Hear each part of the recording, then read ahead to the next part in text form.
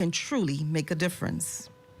We envision a Bahamas where no child grows up believing that abuse is normal, where no woman or man, boy or girl, is made to feel powerless, voiceless, and where every home is a sanctuary, a place of love, safety, and peace, not fear, pain, or trauma. This is the future we are building, brick by brick, case by case, life by life. And this new facility is a symbol of that future, a future where change is no longer just a conversation, but a commitment. Let this building be a beacon, a place where the vulnerable are protected, the guilty are prosecuted, and a new standard is set for how we treat one another in this country.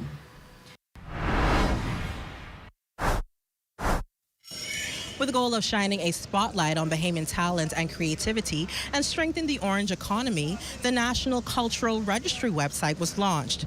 The new platform, developed by the National Commission for UNESCO in partnership with the Ministry of Education and Technical and Vocational Training and the Ministry of Youth, Sports and Culture, is designed to be a hub for the creative industry in the Bahamas. The launching ceremony took place at the University of the Bahamas on April 14th, 2025. National Arts Registry project is the final component of the joint SDG fund program, the Bahamas and Bermuda, and the Secretary General would have gone through some of this. Building back equal through innovative financing for gender equality and women's empowerment, and is comprised of various UN agencies, inclusive of UNESCO, and she went through the agencies.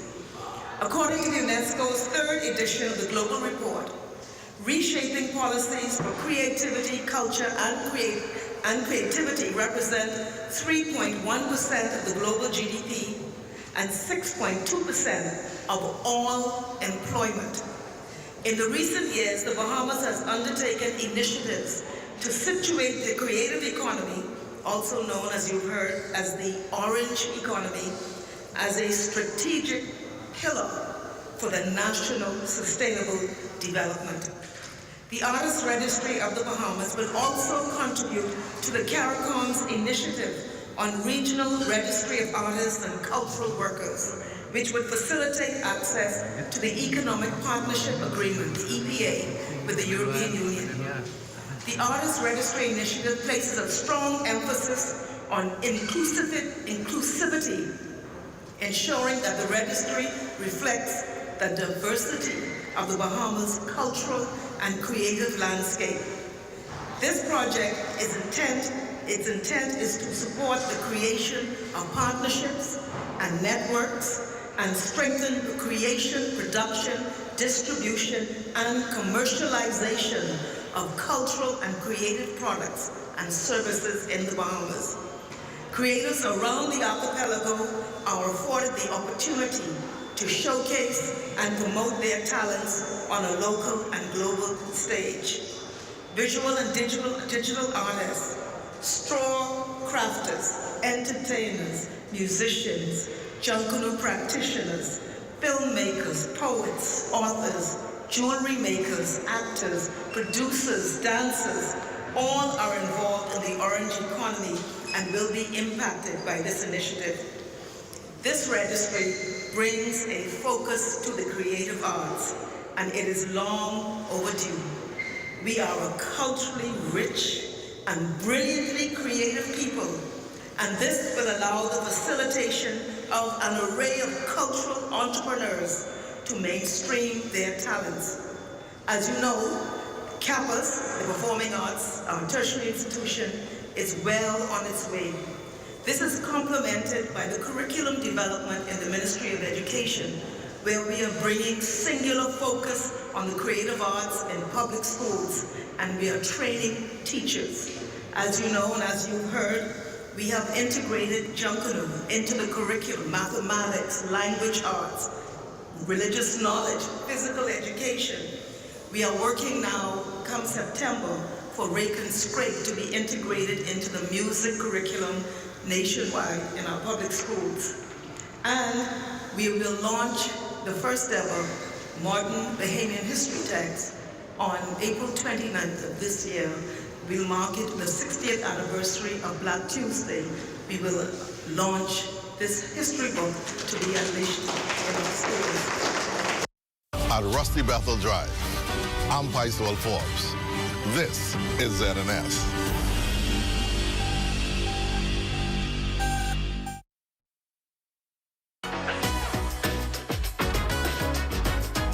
It's What's Trending with Jiminita Swain and the Bahama Beauty at the Broadcasting Corporation of the Bahamas from Studio A. It all starts right now.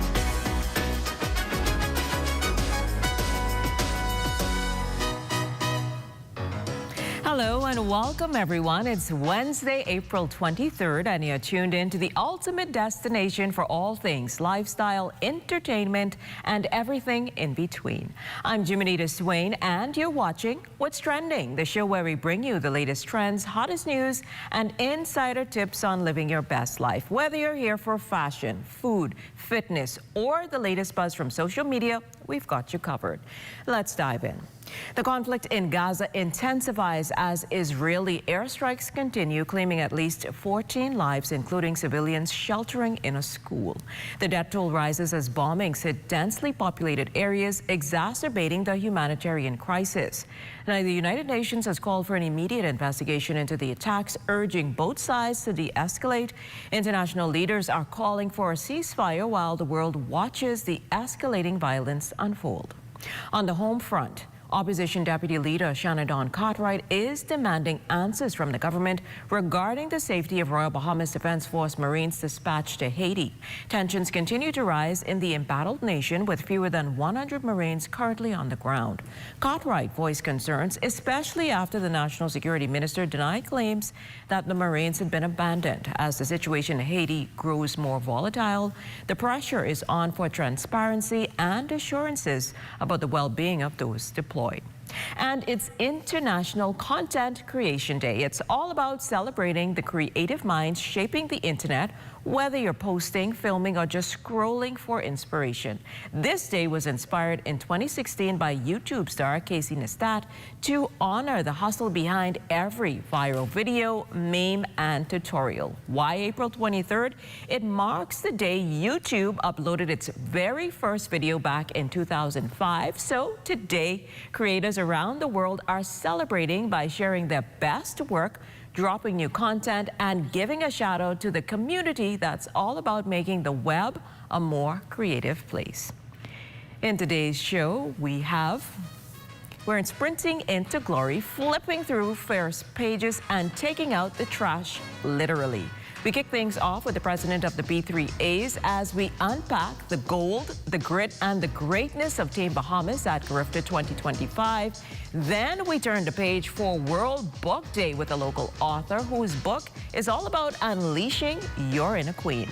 And finally, we head to Exuma, where locals are keeping that paradise clean. It's more than a vibe, it's a movement. At that and so much more after the break, you're watching What's Trending.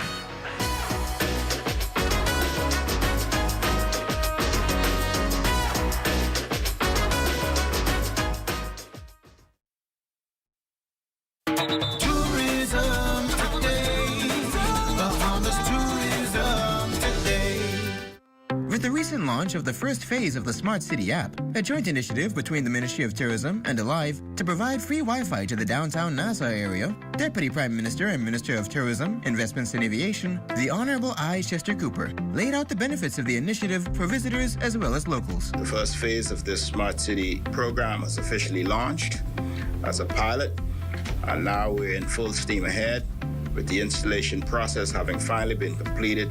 Phase 1 of the program will create an extensive Wi-Fi network.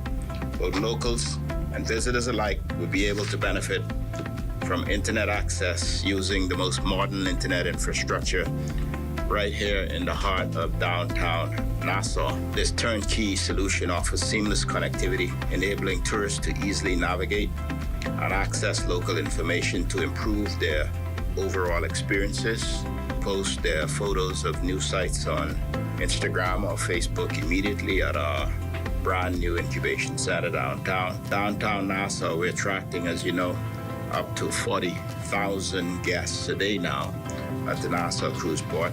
This technology is robust enough to provide seamless connectivity, hopefully for all of them each day, whilst also enabling us to collect crucial real-time data, including the preferences and interests of our guests, to allow us to be able to adapt our services and experiences to provide the adapted services and experiences to them when they come the next time around.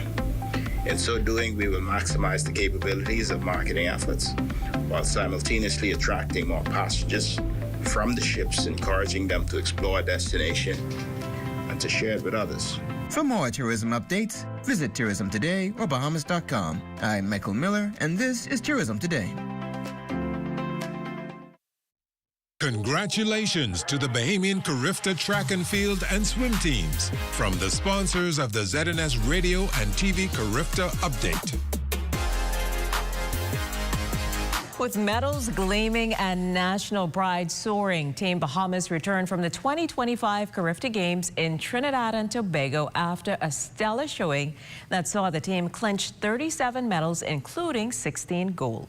From a record-breaking jump to electrifying sprints, Bahamian athletes made their mark on the regional stage, signaling a bright future for track and field in the country.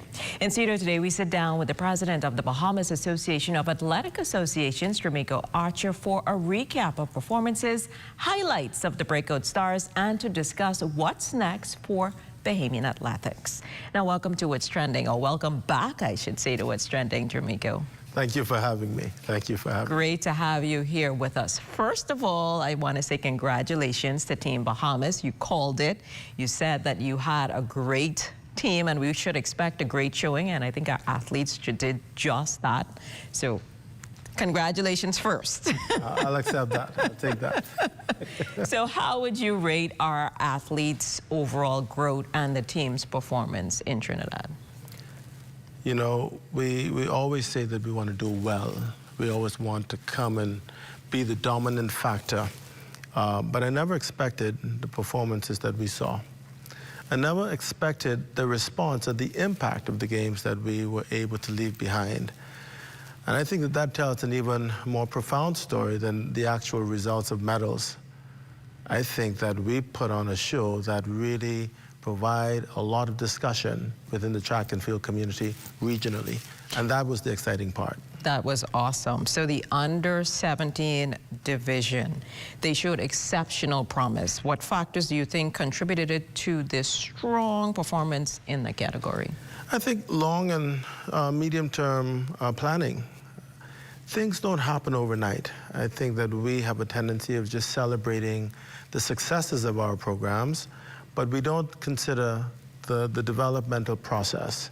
And I think that we're at a stage where we move from a kids athletics program to the evolution of that very same athlete donning the junior stage, which I think has really gotten a lot of attention over the past 5 to 7 years. And that is what tells the story, the planning from the little tot, tiny tot, to what we see today. Now, with the Bahamas trailing Jamaica in the medal standings, what steps are being taken to close the gap and potentially surpass them in future competitions?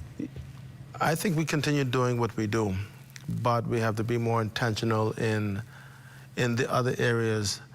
The Bahamas loves to think of itself as the sprint capital of the world. Either I'm a 100-meter runner or a 400-meter runner, and we pay less attention to what one may think to be the less sexy events like the middle distance.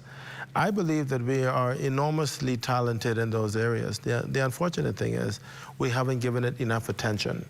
And so as we begin to speak, we had a press conference last evening, and I said, immediately following, we're going to start talking about those deficiencies. Let's celebrate our successes, but we're now looking at what makes us deficient, because I still believe we can beat Jamaica.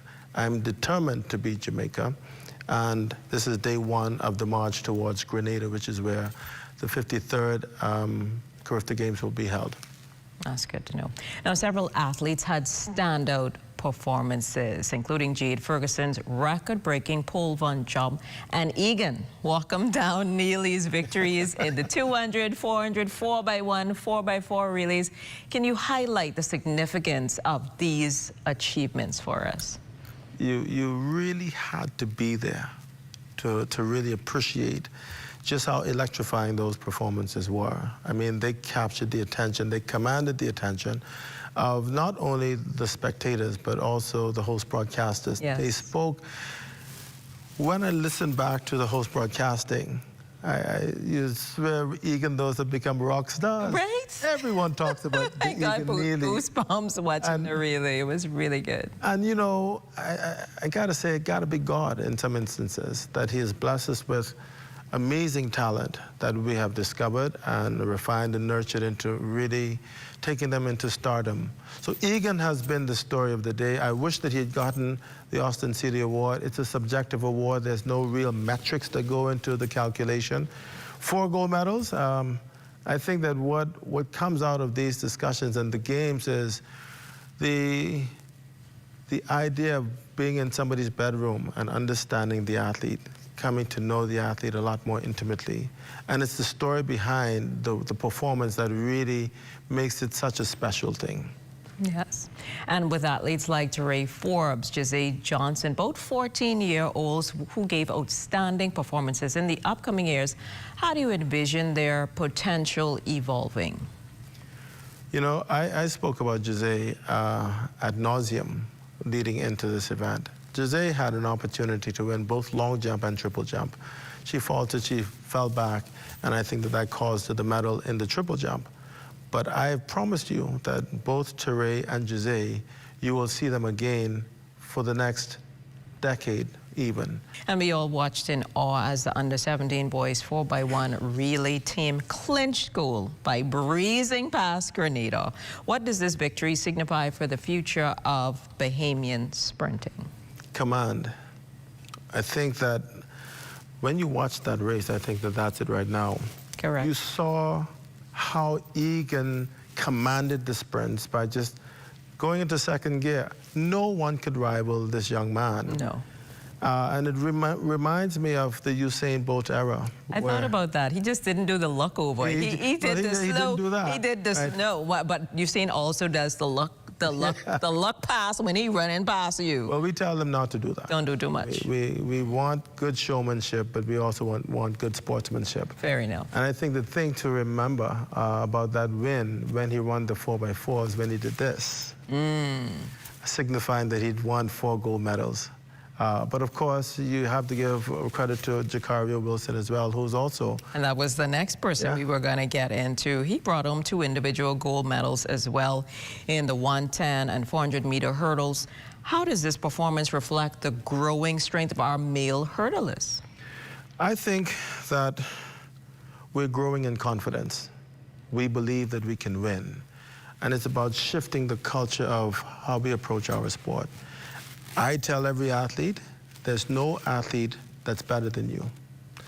And when Jacario won, I sent a text to Grant Holloway, a world record holder and Olympic gold medalist for the United States, and I said, I want you to take a look at Jacario and to send him an inspiring message. And so right before he ran, I said, Grant said, go for it. And he couldn't believe that a hero like Grant would send such a message. And that's definite inspiration. And so we teach our athletes that you are the best athletes in the world. And there is no one that is a figment of your imagination that can beat you. And I saw that transition in Trinidad. Now, Akil Williams and Wyatt Cartwright both won gold and silver in the under-20 boys javelin. How's the country's future looking as it relates to field events? Well, I think that you should look at it in the reverse. For years now, we've always dominated the field events, whether it's in the throws and in the jumps. And Corrington Maycock has continued to do a significant job of really keeping us on the podium. I'm very, very grateful to the infusion of more throwers like Laquel Harris and Kyle Hicks, who've continued leading the charge in that area.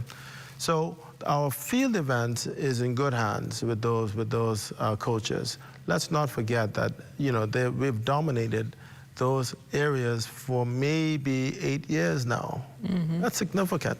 And the world continues, the region continues to model after the work that we've been doing. All God. All God, indeed. All God. Well, today is World Book Day, and we at What's Trending are encouraging you to read responsibly. That and so much more right after the break. Stay with us.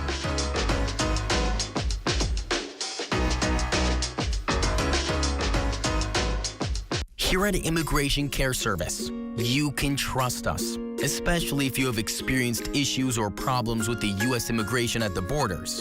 We'll do our best to provide options and solutions to immigration roadblocks, so travelers can continue visiting the U.S. and residents can continue living their lives in the U.S. without worries. The best part? Our services are affordable and accessible. Take the mystery, confusion, and fear out of your immigration concerns. Contact Immigration Care Service today. Hello everyone, this is Tony Williams back with a special promotion for BahamasAir.com and GoGo Florida. The $100 deposit is back, but it's only on your debit card. So whether you're renting that sedan, SUV, or spacious minivan for group or family trips, keep your cash in your pocket. Only Dollar Thrifty is making it convenient for you. Your $100 deposit held on your debit card. Available at Miami, Fort Lauderdale, Palm Beach, and Orlando. Book now and save big all summer long.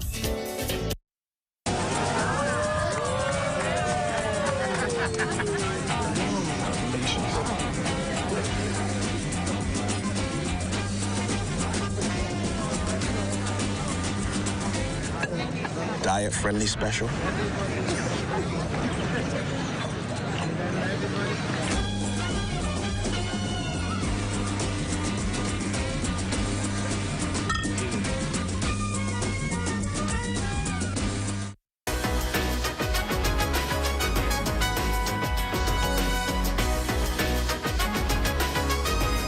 She didn't just write the book of empowerment, she authored the Royal Manifesto in celebration of World Book Day. We're turning the page with one of the Bahamas' boldest voices in self-liberation. Her book, Uncaged, to Release Your Inner Queen, isn't just a title. It's a rallying cry for every woman to ditch the doubt, drop the crown, and walk boldly into her truth. Today, we sit down with author Naisha Tillis to talk power, purpose, and the pages that can change your life. Welcome to What's Trending, Naisha. Thank you for having me. It's great to have you here with us. So, Uncaged, Release Your Inner Queen, such a bold and empowering title. What inspired you to write this book? So it was definitely influenced by my pageantry background, but more so my ideology of beauty and being able to kind of peel back those layers from my childhood of what influenced how I saw myself and how I walked into rooms. And I wanted to share that story with others in a different way. Can you tell us about the central messages or theme behind Uncaged? What do you hope your readers, especially Bahamian women, take away from it? Sure. So some of the themes revolve around beauty. It definitely speaks to this idea of freedom and breaking out of this cage. And sometimes there are bars that we sometimes cement that others would have established for us, or sometimes we establish for ourselves, right? And there's a breaking that needs to happen and a releasing that needs to happen, whether that's the releasing of our inner child that may be wounded and needs to experience healing, or that inner confidence that's just ready to burst out. So if you could say one thing to a woman currently struggling to find her voice or identity, what would it be? I would say just do it. Step out, even in this idea of having this fear, right? Fear of judgment, fear of the unknown. My life has been a series of uncaged actions that I didn't necessarily predict. And it was when I was able to just, with fear, walk into those rooms and be myself unapologetically, or take on new hobbies or interests, which is how I stumbled upon pageantry, which has changed my life as the youngest incoming dean of students at at the University of the Bahamas just through being the first Miss University of the Bahamas. All of those doors were open because I wasn't afraid, and even if I was afraid, because I do recall being afraid, still doing it anyway because I literally realized I had nothing to lose. If it worked out, great. There were doors that opened, but if it didn't, I was in the exact same position. And so there were lessons that would have been learned. And so for anyone watching, anyone under the sound of my voice, just go out there and do it, even if you are afraid. Ultimately, it's gonna go away at some point, but you never know what's on the other side of that door. So what's next for you? Any new projects, books on the horizon? What's happening? Book number 2 is on the horizon, which will be releasing this summer. Part 2 of the Uncaged movement that I have going on, and it's called The Audacity to be Uncaged. Well, thank you, Naisha, for joining us on What's Trending today. And obviously, again, all the best on your upcoming second book. Thank you. Well, from turquoise waters to untouched trails, Exuma is a natural gem worth protecting. But what does it really take to keep paradise pristine? Details coming up after the break.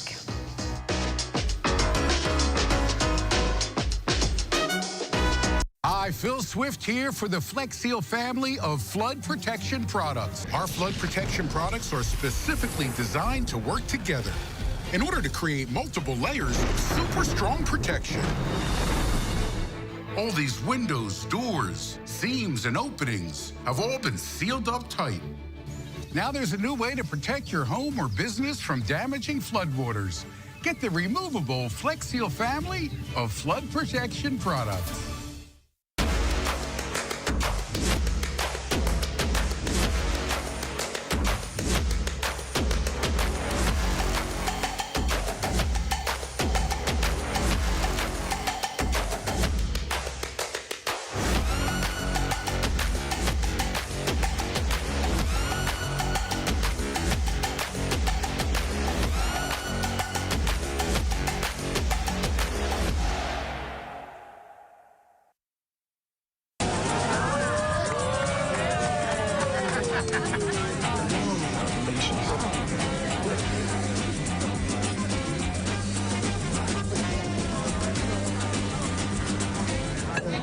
Diet-friendly special.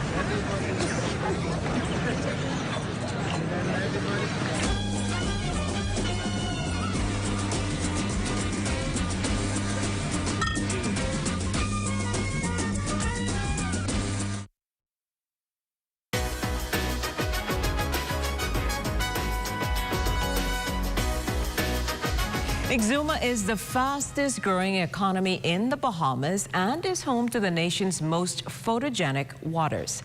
Executives at the Ministry of Tourism, Investments and Aviation's Exuma Bahamas Tourism Office are hoping to help boost awareness of Exuma's beauty on land to match its natural wonders, starting with an island-wide cleanup campaign. They're doing it with a series of public service announcements featuring a cross-section of Exumians with one simple message: let's keep Exuma beautiful. Charity Ambrose McKinsey leads the project. Today we are taping for a public service announcement to be aired to help to create more awareness of our cleanup campaign. We know tourism is everybody's business, and obviously a part of keeping the island clean is everybody's business. And so we want to ensure that every day this message is heard and also repeated by everyone. Every shade of blue in our waters is unmatched. That's what we need. All right, let's roll with that. No, that last one we didn't do. So I say. You all ready for this right now? No, not right now. Picture us. And so to create this message, we have a diverse group of persons, whether it's a junior director, a priest, local government councillor, you name it. We have persons from all sectors of the island, sailing, ordinary Bahamians. And this is to send the message that this is everybody's business. And so while we've made a lot of progress in cleaning up the island, we felt that it was necessary to go that extra mile, and we're using this as a pilot project. And once we see the progress, this will also be rolled out throughout the islands of the Bahamas.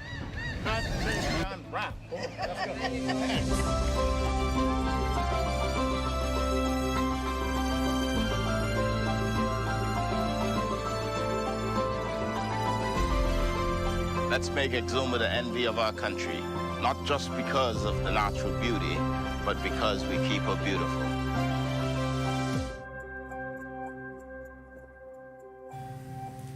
Now, this effort will be a pilot project intended to be duplicated on each island once the preliminary feedback from the release of the PSA is studied.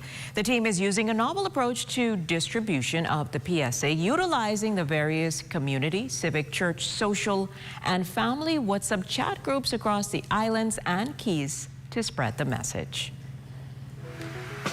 If you would like to be a part of What's Trending, DM us on Instagram at What's Trending on ZNS.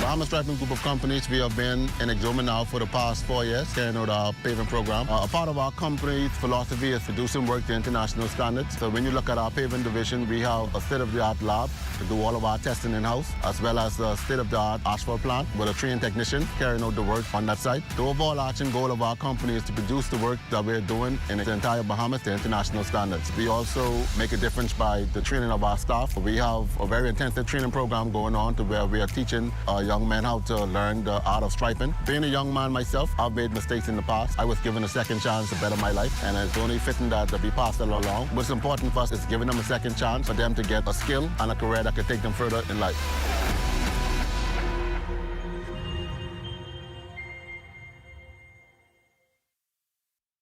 Your home is your sanctuary. The last thing you need to worry about is rodents. Once they enter your property, they can be tough to get out. If you're concerned about rodents, call Rent-A-Kill Initial. We offer the latest, most effective treatment for safe, fast, and long-lasting results. From prevention to elimination, our integrated approach guarantees protection. For rodent control you can trust, there's only one name in the Bahamas: Rent-A-Kill Initial.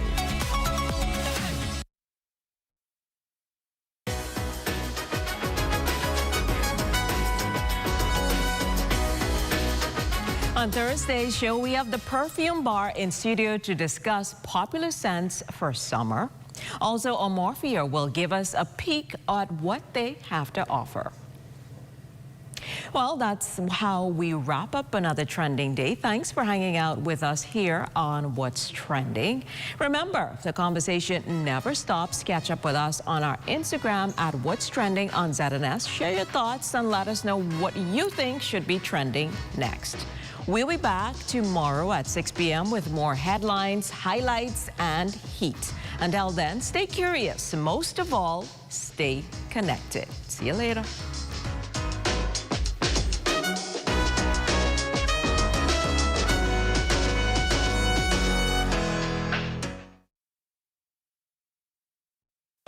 At the Broadcasting Corporation of the Bahamas, I'm Clint Watson, and this is ZNS.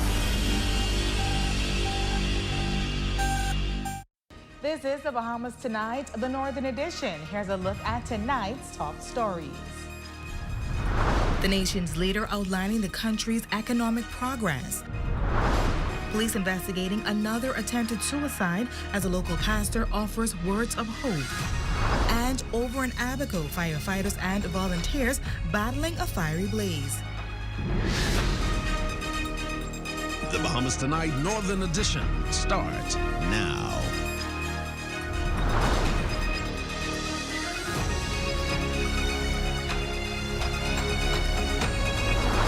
Despite a global context defined by economic uncertainty, trade disruptions, and inflationary pressures, the IMF has upgraded the Bahamas growth projections for 2025. Welcome to the Bahamas Tonight, the Northern Edition. I'm Jolanda Thompson-Everest. Thank you so much for tuning in.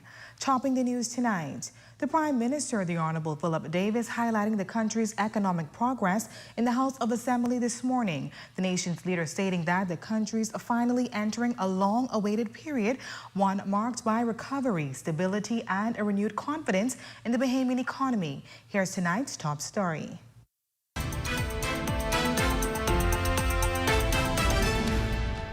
For the first time in nearly 20 years, the Bahamas' outlook has been upgraded from stable to positive.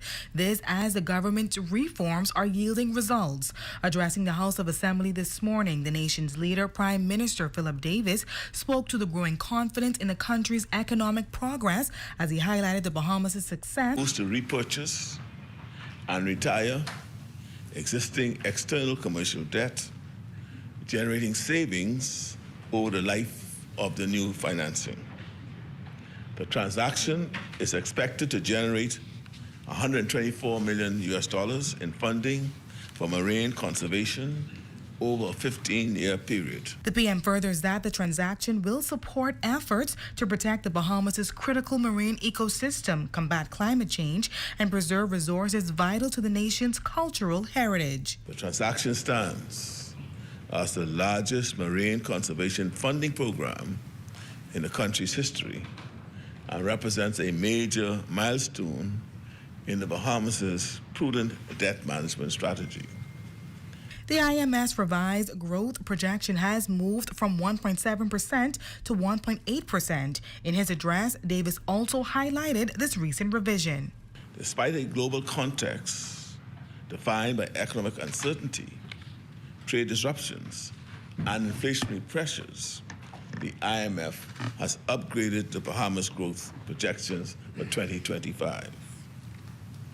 In a world where many nations have seen their forecasts downgraded, the Bahamas stands apart. Davis says that while the government's ambition on its physical reforms were scoffed at and the viability of their energy agenda questioned, the data is clear. When we assumed office in September 2021, we inherited a country on the brink, a crushing debt burden, a battered economy, and a governance framework in shambles. The challenges were structural, compounded by a pandemic and compounded again by a hurricane. We had no time for platitudes. The Bahamian people needed action, not slogans, and action we delivered.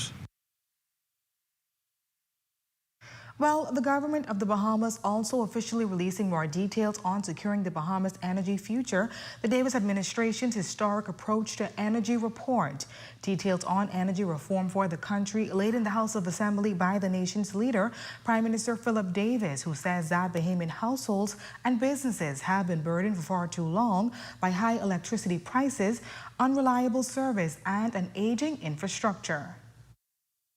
To address infrastructural deficiencies, we've embarked on a multi-phase strategy aimed at modernizing our power generation and distribution systems.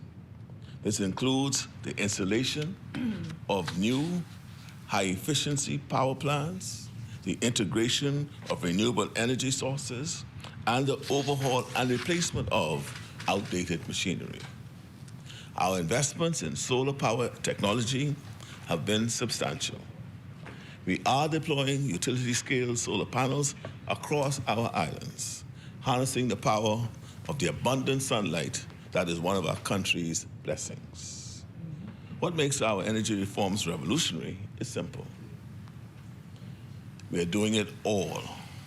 We're doing it everywhere, and we're doing it now.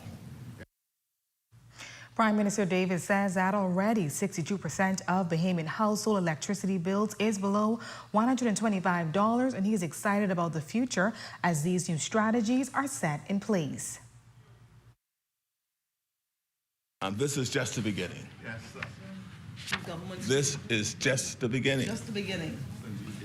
This new energy era will deliver increased savings for families, putting more dollars back in their pockets each month. As additional improvements are made, electricity costs are projected to fall significantly throughout our archipelago. That means millions of additional dollars in annual savings for our communities. In Abaco, in Eleuthera, in Exuma, and Andros, and millions more spent in our local economies. The savings will be welcomed by consumers, alongside other measures we are taking to lower the cost of living in the Bahamas. The reforms will also help BPL return to fiscal health. And news from police. Police in Grand Bahama are investigating an alleged attempted suicide of a 25-year-old male that occurred at a residence in 8 Mile Rock on Tuesday, April 22nd, 2025. Initial police report indicate that it was shortly before 11 o'clock p.m. Police were alerted of the incident and proceeded to a residence on Martin Close. Once there, officers discovered an adult male lying in a bedroom. He reportedly ingested some over-the-counter drugs and other substances in an attempt to take his life. Initially, the victim refused medical attention. However, he was eventually transported to the hospital for medical care and further evaluation. He remains hospitalized in stable condition, and this matter remains under active investigations.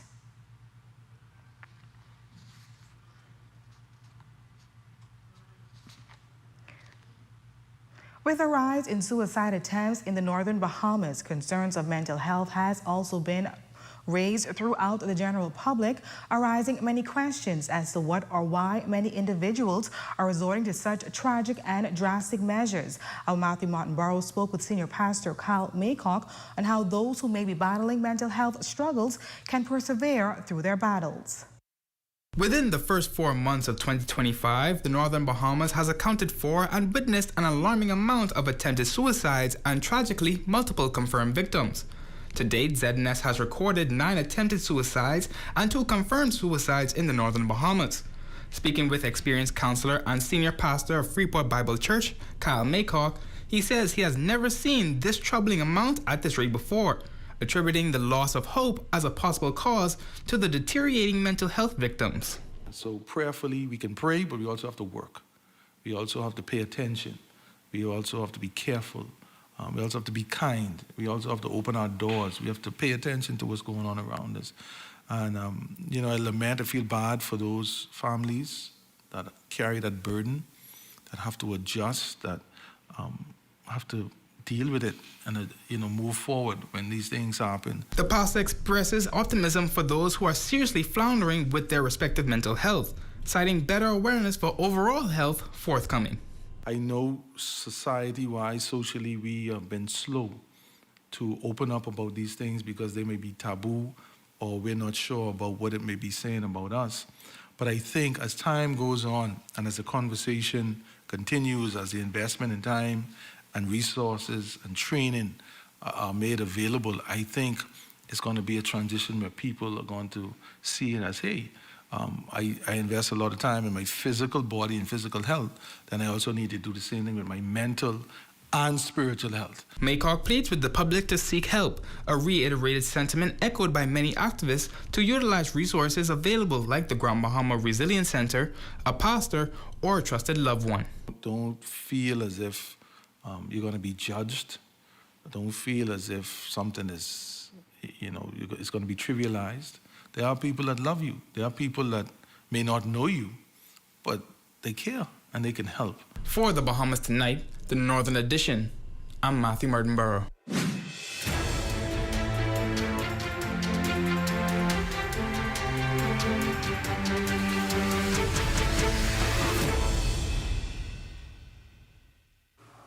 Fire erupting in Abaco causing low visibility in the area of Cheddar Harbor and Treasure Key west of International Airport. Family Administrator for North Abaco, Stephen Wilson, says that the fire is about 3 miles into the bushes in those areas, not affecting homes. He adds that the fire is still ablaze but is under control.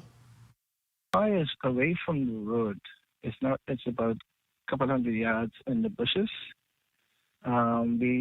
We flew a drone over this morning to have a look at that. It is still burning, And so wherever the wind blows, the fire moves with it. And so at the moment it's still traveling. It's deep in the bushes, moving west. There's no housing in that particular area at the moment. Wilson says that these fires are under active investigation, but there is no foul play suspected at this time. However, he's still cautioning residents to drive with caution in those areas. Persons traveling between the Cherokee International Airport and Cedar Harbor area to exercise caution while moving in those areas, because especially at night, because the smoke from the fire is settling on the road.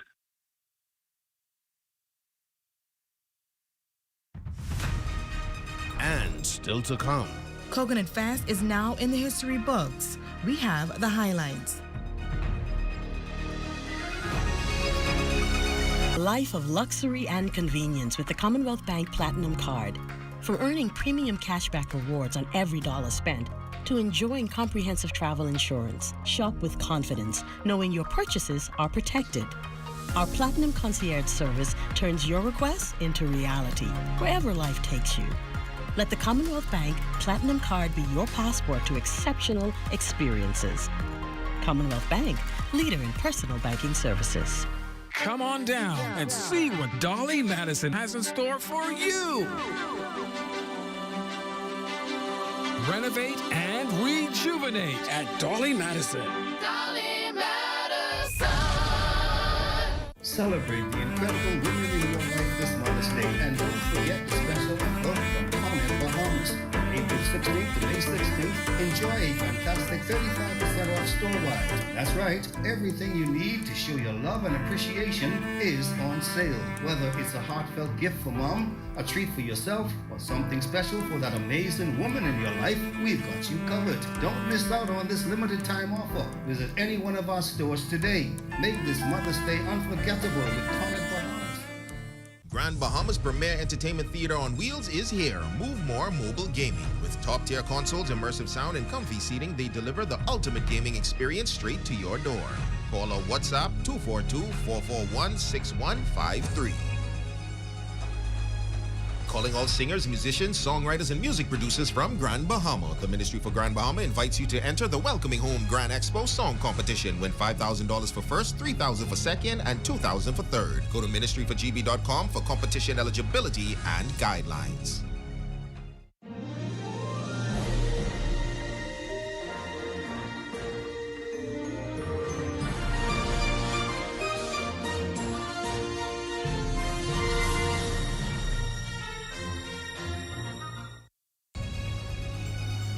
Number one team in the North.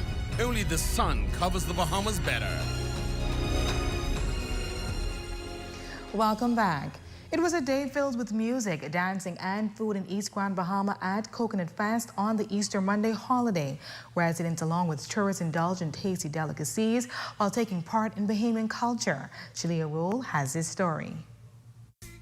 The sweet scent of coconut-filled dishes filled the air, laughter echoed through the breeze, and the rhythmic pulse of Bahamian music brought the crowd to their feet as the 2025 Coconut Festival lit up East Grand Bahama this weekend. Opening the day's event was Minister for Grand Bahama, the Honorable Ginger Moxie. I'm elated to welcome you to the 25th Annual Pelican Point Coconut Festival. First, I must congratulate the Coconut Festival Committee on its Silver Jubilee. This remarkable milestone celebrates your commitment to honoring our Bahamian heritage and history. It is also a testament to the strength and resilience of the residents of Pelican Point. From coconut tarts and comforters with creamy coconut sauce to fresh-cut coconuts served with a splash of rum, the culinary creativity was endless. Adults dancing to the sounds of Bahamian music while children played on the beach is what was seen at the festival. But events like this is no stranger to East Grand Bahama, as the Member of Parliament for East Grand Bahama says that East Grand Bahama is known as the festival capital, not just in Grand Bahama, but the festival capital in the entire Bahamas. Locals gathering at the Coconut Festival are excited for the performances and the coconut-filled food at the event. I came to watch the St. George's Pop Band and the Swingers, so I'm very excited for it. I missed it last year, so I just came out with my family. It's a pleasure to be here on East End. I believe East End is one of the best ends of Grand Bahama. The food up here is wonderful. The atmosphere up here is wonderful. The culture is wonderful. I think my favorite part about it is open to Elmo there to get my food.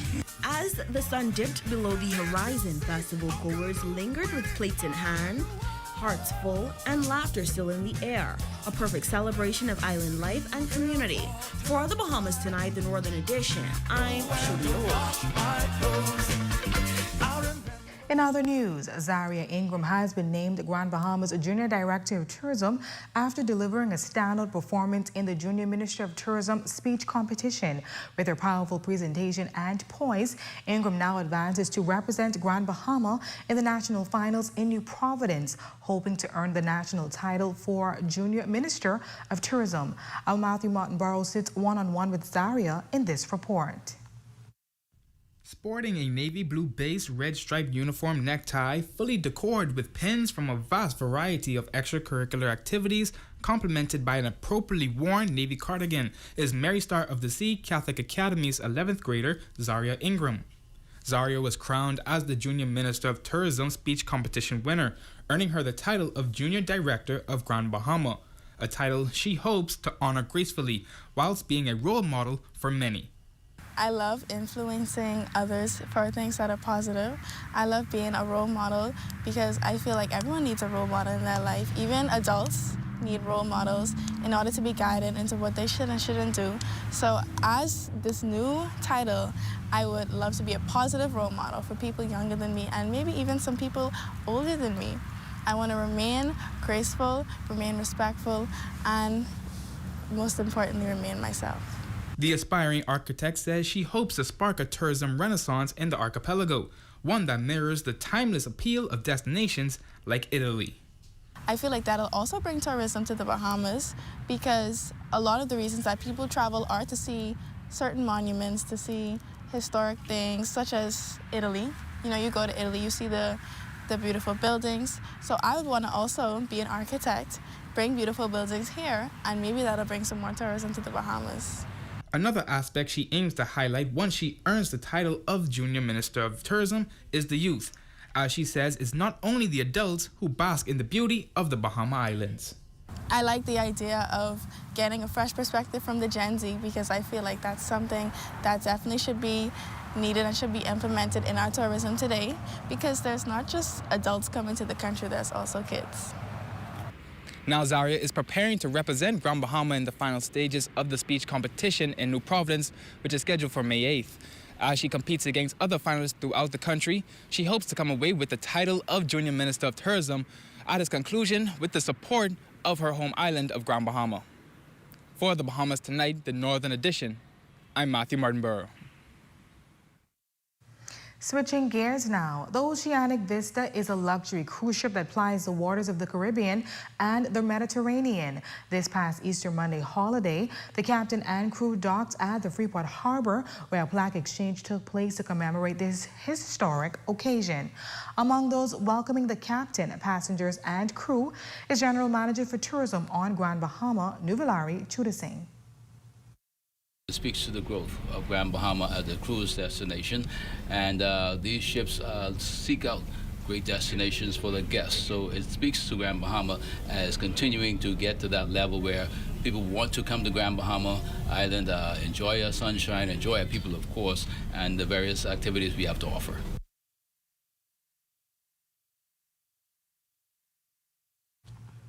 From elective surgeries to trauma care and childbirth, the need for blood has never been greater. It's with that in mind that Geneva Wellness Center and the Brothers of Omega Psi Phi recently partnered to host a successful blood drive in bid to address the increasing demand. It remains the case that the only way of getting this blood is through voluntary blood donations. And so we're always pleased and excited for events such as this. Despite all of our advancements in medicine and in science, there's really no good substitute for blood other than donation by other persons. And so we are appreciative of the efforts of the community this past Saturday and coming out in good numbers to donate blood.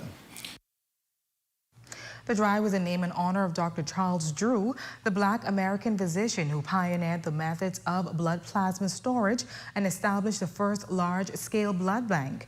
As his groundbreaking work continues to save lives, today Dr. Roll, a key figure in organizing the drive, expressed enthusiasm for making this event an annual occurrence. Well, this being the first event, we didn't really set a goal. We just wanted to be successful. But we do have a goal for next year, and the goal for next year is to double the efforts of this year. These kinds of events help to not just collect blood, but increase awareness about the need for blood. And so I think we need to do a bit more in terms of creating awareness. And that's a look at stories making news. Jay, what's happening in sports? July, the Little League Baseball resumes this Saturday, and also two teams out of Grand Bahama and Abaco headed to the BBF Nationals that begins tomorrow at Kendall Isaacs Gymnasium. Awesome. Well, thanks, Jay. Sports comes your way next, but first, here's a check on your local weather forecast. Weather forecast is brought to you by Royal Star Assurance. 'Cause it's so beautiful.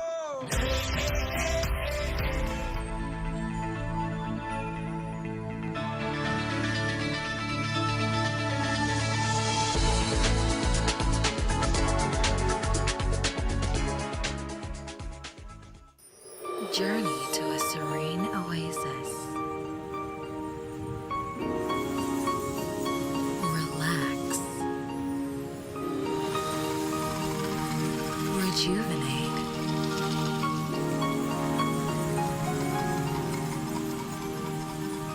Renew. Welcome to Renew Day Spa. For appointments, call 352-RENU. The Ministry for Grand Bahama invites residents and Grand Bahamians everywhere to unite and celebrate our beautiful island in grand style at the Welcoming Home Grand Expo, July 2nd through 10th. It's a week of events that you cannot miss. Save the date and get ready for Welcoming Home. Get ready for the Freeport Business Expo Tourism Edition 2, happening May 1st and 2nd. Network, explore, and grow with top industry leaders. Register today at freeportbusinessexpo.com. Here at Freeport Decorators, we have hundreds of products for you to choose from. Whether you're in the market for trophies, plaques, rubber stamps, corporate signs, any kind of interior signage, stamps, or seals, we're your one-stop shop. We feature glass, acrylic, crystal awards for every occasion. We build all the trophies here on site. Looking for a gift item? We feature pens, key rings, mugs, tumblers, barbecue tools, even bamboo cutting boards. Have something already? Bring it on down. Let us see if we can print that special something on it for you. Need a headstone? Memorialize the memory of your loved one with a beautifully lasered granite marker. Our store hours are Monday to Friday, 9 to 5. We focus on customization. So if you have an idea or a new concept, bring it on down or call us at 352-5557 or even WhatsApp your idea to us at 646-0777 and we will do our best to make your awards and recognition ideas a reality. Grand Bahama, get ready. The Freeport Business Expo Tourism Edition is back. Bigger, better, and bolder. Join us May 1st and 2nd, 2025 at the Grand Locayan Convention Center for 2 days of business, networking, innovation, and opportunity. Dive into the latest tourism trend, connect with top industry leaders, and put your brand in the spotlight. Mark your calendar for May 1st and 2nd, the Freeport Business Expo, where business meets tourism. Register now at freeportbusinessexpo.com.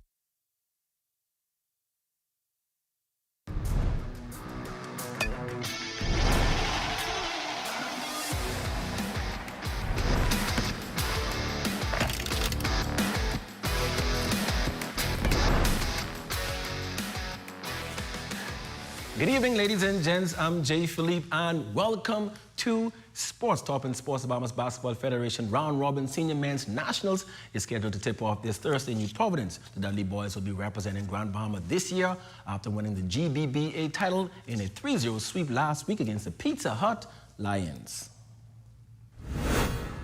We come out with defense. Defense win games. So without defense, I don't think we can compete with anyone. With the team we got, I don't think nobody can compete with us. We're looking to come out with a victory. We add some good pieces to help us out with Vaquel and Edwin and Chicken. So we're looking to bring it back home. We got to play defense and hit our shots like we was doing in the championship series, the whole playoffs. We're hitting all our shots, so we look forward to that. We didn't win the Bahamas games, so I think that taste is still in my mouth. So we're going to try our best to bring it back home where it belongs. The capital of basketball is Grand Bahama.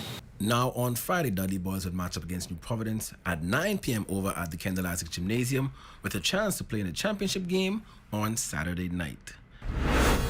Next in sports, the Red Sox is off to a hot start in Little League Baseball. His coach pitch and T-ball team are now in playoff preparation mode. It's a bit more competitive than we're used to, but just looking forward to the playoffs.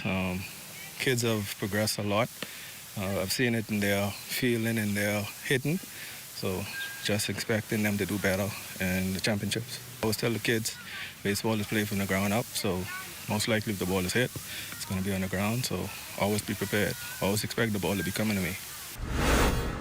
And last in sports, the Bahamas won its 7th straight Carifta swimming title and 9th in the last 10 Carifta swim meets. No other country has won more than 4 in a row in the history of the championships. The Bahamas finished with 779 points, Jamaica was second with 795.5 points, and the host country Trinidad and Tobago rounded out the top 3 nations with 735 points. Ladies and gents, that's your quick check on sports. Your Facebook friend of the day is next. I'm Jay Philippe. As always, be blessed.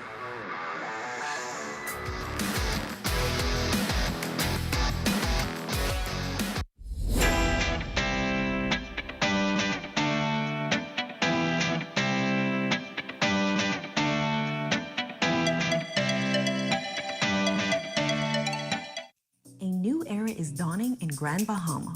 An opportunity, it's knocking louder than ever. Introducing Tract B, Bahama Reef Yacht and Country Club, Unit 1. A prime corner commercial property, footsteps from the Port Lacaya Marketplace, crystal clear waters and white sandy beaches. This expansive 4.8-acre tract is zoned for commercial and multi-use development. Envision a thriving restaurant, a boutique hotel, or an entertainment hub unique to your vision come to life. You can live, work, play, and learn in paradise when you seize this rare opportunity today. Collaborate with DEFCO and let's shape the future of Grand Bahama Island together.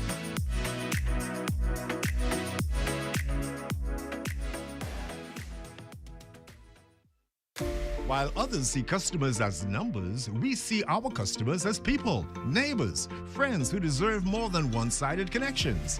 That's why we are redefining what real connection is by prioritizing our customers and showing our appreciation by putting our money where your loyalty is. BTC customers, claim your $200 Bahamas Air gift card when you add postpaid mobile to your internet plan.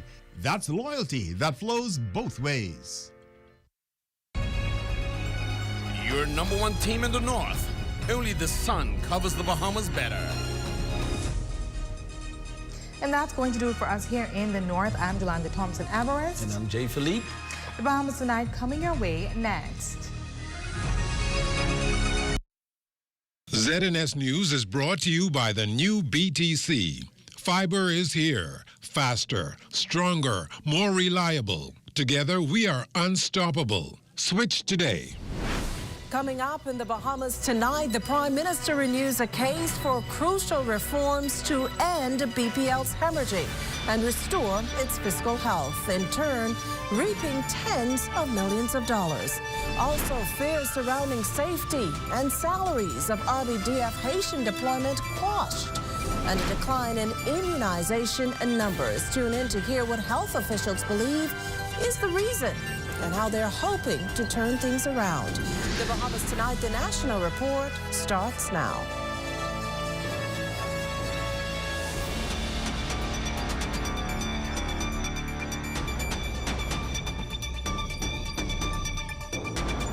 Good evening, everyone, and welcome to the broadcast. Confidence is not gifted, but earned.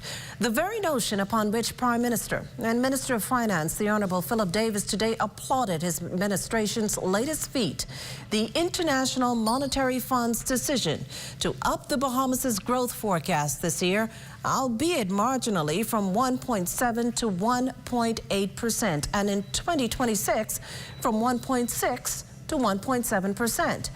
It's a welcomed revision in the face of overwhelming odds, economic uncertainty, trade disruptions, and inflationary pressures. As the Prime Minister shared in the House of Assembly, in a world where many nations have seen their forecasts downgraded, the Bahamas stands apart. We are among the few countries that have earned an upward revision. This is a marker not only of international recognition, but of the clear-eyed, hard-nosed, deliberate economic management we have insisted on. Some doubted this would be possible. Some said the hole was too deep, the institutions too weak, the political courage too rare. They scoffed at the ambition of our fiscal reforms, questioned the viability of our energy agenda, and ridiculed our insistence on national development that is both inclusive and modern. Now, the IMF's review coming mere weeks after international credit rating agency Moody's upgraded its outlook for the Bahamas from stable to positive for the first time in nearly 20 years. Fitch, a leading provider of credit ratings, followed suit. But while such achievements fly in the face of cynics, the Prime Minister stressed that growing confidence is by no means limited to the corridors of the IMF or Moody's, but expanded capital markets, the continued strength of tourism and construction, and the investment decisions of domestic and international businesses. The Minister of Economic Affairs is currently in Washington, D.C. at the IMF and World Bank spring meetings. There, he's engaging directly with global financial institutions, building new partnerships, and reinforcing our international position as a stable, responsible, and progressive economy. These engagements are not ceremonial, they are strategic. They position the Bahamas to access the financing, support, and alliances needed for our future resilience. Now, while Opposition Shadow Minister for Finance, East Grand Bahama MP Kwesi Thompson says he's pleased that the country's economic outlook hasn't been downgraded, the IMF's recent revision for the Bahamas' projected economic growth is still nothing to celebrate. In fact, he cautioned the government against growing complacent. Yes, I am pleased that we were not downgraded, but I am not satisfied because we need to have more economic growth. We need to have economic growth that is far higher than 1.8%. We need it because you have those persons who are coming out of school. We need it also to continue to bring the unemployment level down. We need it to bring the cost of living down. So we cannot be satisfied with 1.8% growth. Meantime, Parliamentary Secretary in the Ministry of Economic Affairs, Wade Watson, says he's not one bit surprised by the opposition members' pessimism, and he cautioned against betting against the country. It's not all that we want, but you can see the trajectory of our country from an economic and financial standpoint. So, you know, keep watching Kwesi Thompson, the member for East Grand Bahama. You're going to see significant improvement, and I encourage him as a Bahamian to get on board and stop being a naysayer. Well, meantime, the country's debt conversion project for marine conservation, recognized internationally as the Environment, Social and Governance, or ESG Deal of the Year. ESG has been evolving in financial markets over the past 6 years, and something investors and other stakeholders consider. Accepting the award on behalf of the Bahamas Economic Affairs Minister, Senator the Honorable Michael Alquitas, who left IMF World meetings over in Washington for New York. This was awarded at the Latin America Bond Awards 2025, an awards program celebrating the leading names in the Latin American debt capital market. This award is an industry recognition of the Bahamas' leadership in designing innovative financing solutions to further climate resilience objectives and honors the country's dedication to both ocean conservation and sound fiscal management. Also coming out of the House of Assembly this morning, added details of the Davis administration's multi-phased approach to reform the country's energy sector and the millions of dollars in expected savings. Fern Carey reports. Prime Minister and Minister of Finance, the Honourable Philip Davis, touting the government's multi-million-dollar energy reform plan as the largest investment of its kind in the country's history. He noted that the measures, which are being carried out in partnership with local independent and international power providers, is necessary given the ongoing challenges Bahamas Power and Light is facing with its aging infrastructure and increased demand from customers. The reforms are also expected to drive down costs for consumers while helping to return BPL to fiscal health. They're also expected to help BPL explore avenues to address its pension obligations. Our integrated strategy will generate $87 million in annual savings for BPL. $43 million will be generated from eliminating costly rental generators. $13 million will be generated from structured legacy debt repayments. $15 million will be due to operational streamlining. $12 million will be attributed to increased reliability in New Providence and the Family Islands. And $4 million will come in from dividends related to the Bahamas Grid Company. The Cat Island, Rumkey, and San Salvador MP also indicated that the measures will propel the Bahamas towards its ambitious energy goals by 2030, while paving the way for hundreds of jobs to be created in the process. BTVI has already begun training young Bahamians to enter the renewable energy sector in preparation for this growth. 1,000 jobs will be created during the construction phase of the reform process, and hundreds of permanent jobs will emerge in operations and maintenance. Our energy future is bright, and it is built on the pillars of renewable energy, modern infrastructure, enhanced efficiency, and improved resilience. For the Bahamas Tonight, I'm Fern Carey. In other news, opposition deputy leader Shannon Don Cartwright calling on the government to make clear the state of safety for Defense Force Marines currently assisting with security efforts over in Haiti. The Bahamas has committed to send 150 troops to support the Kenyan-led mission in Haiti, a country that has seen escalating violence and instability in recent years. Last year, Kenya sought and gained approval to send hundreds of its police to help Haitian officers with security efforts. While countries like the Bahamas would assist in areas like command and support functions, to date, just a small number, that's far less than the 150 Marines initially committed, have been deployed. But reports from Haiti show that the troubles seem to be growing, causing concern among relatives here about the safety of their loved ones. Mr. Cartwright raised those concerns ahead of heading into the House of Assembly this morning. We wish for the government to be transparent about the status of the situation in Haiti, especially as it relates to the safety of the men and women there, and so that a determination can be made about where we are headed as it relates to this policy and how do we continue to protect the lives and the interests of the men and women of the Royal Bahamas Defense Force.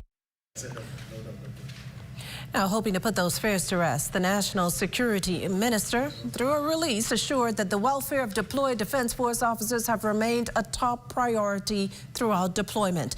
To back that up, he said officers have not only had access to direct communication with him, but members of the MSS Secretariat through scheduled Zoom calls. Furthermore, the Bahamas Chargé d'Affaires to Haiti, Commander Julian Smith, has visited the officers to provide support and assess conditions.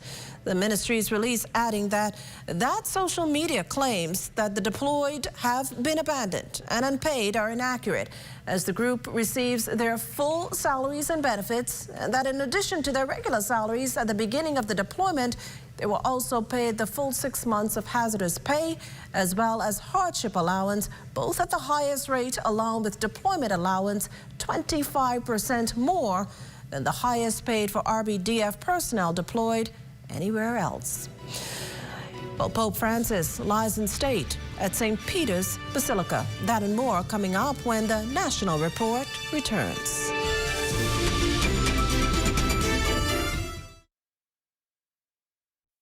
Step into a life of luxury and convenience with the Commonwealth Bank Platinum Card.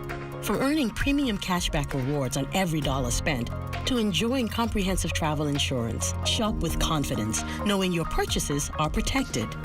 Our Platinum Concierge service turns your requests into reality, wherever life takes you. Let the Commonwealth Bank Platinum Card be your passport to exceptional experiences. Commonwealth Bank, leader in personal banking services. This one? No. Hey, look, KFC has an incredible promo. I already had that for lunch. Crunch your hunger cravings and satisfy the whole family with KFC bucket meals starting at just $20. Get freshly prepared golden fried chicken, buttery biscuits, and add your favorite large size. Bucket meals starting at just $20. KFC, finger licking good. While others see customers as numbers, we see our customers as people, neighbors, friends who deserve more than one-sided connections. That's why we are redefining what real connection is by prioritizing our customers and showing our appreciation by putting our money where your loyalty is. ATC customers, claim your $200 Bahamas Air gift card when you add postpaid mobile to your internet plan. That's loyalty that flows both ways. After 30 years of banking, I've decided to take a leap of faith. I moved from banking into an untapped industry, which is manufacturing in the Bahamas. And now we are standing on 3 acres of land on which we're going to be putting the Bahamas' first end-to-end plastic recycling company, Eden Recycling and Manufacturing Company Limited. Eden has 2 arms, recycling and manufacturing. This is groundbreaking for us. It's never been done before. It really makes a difference, not only in the Bahamas, but even around the world. This is not just a project that we're doing so that we can make a couple of dollars. We want to make sure that it benefits those who come after us. In future generations, we hope that this is a small vision, that they will take it and they'll expand on it. We can have the formula for what it means to do end-to-end recycling in the Bahamas, in the region, and even if we have to export these ideas and thoughts and concepts even into the U.S.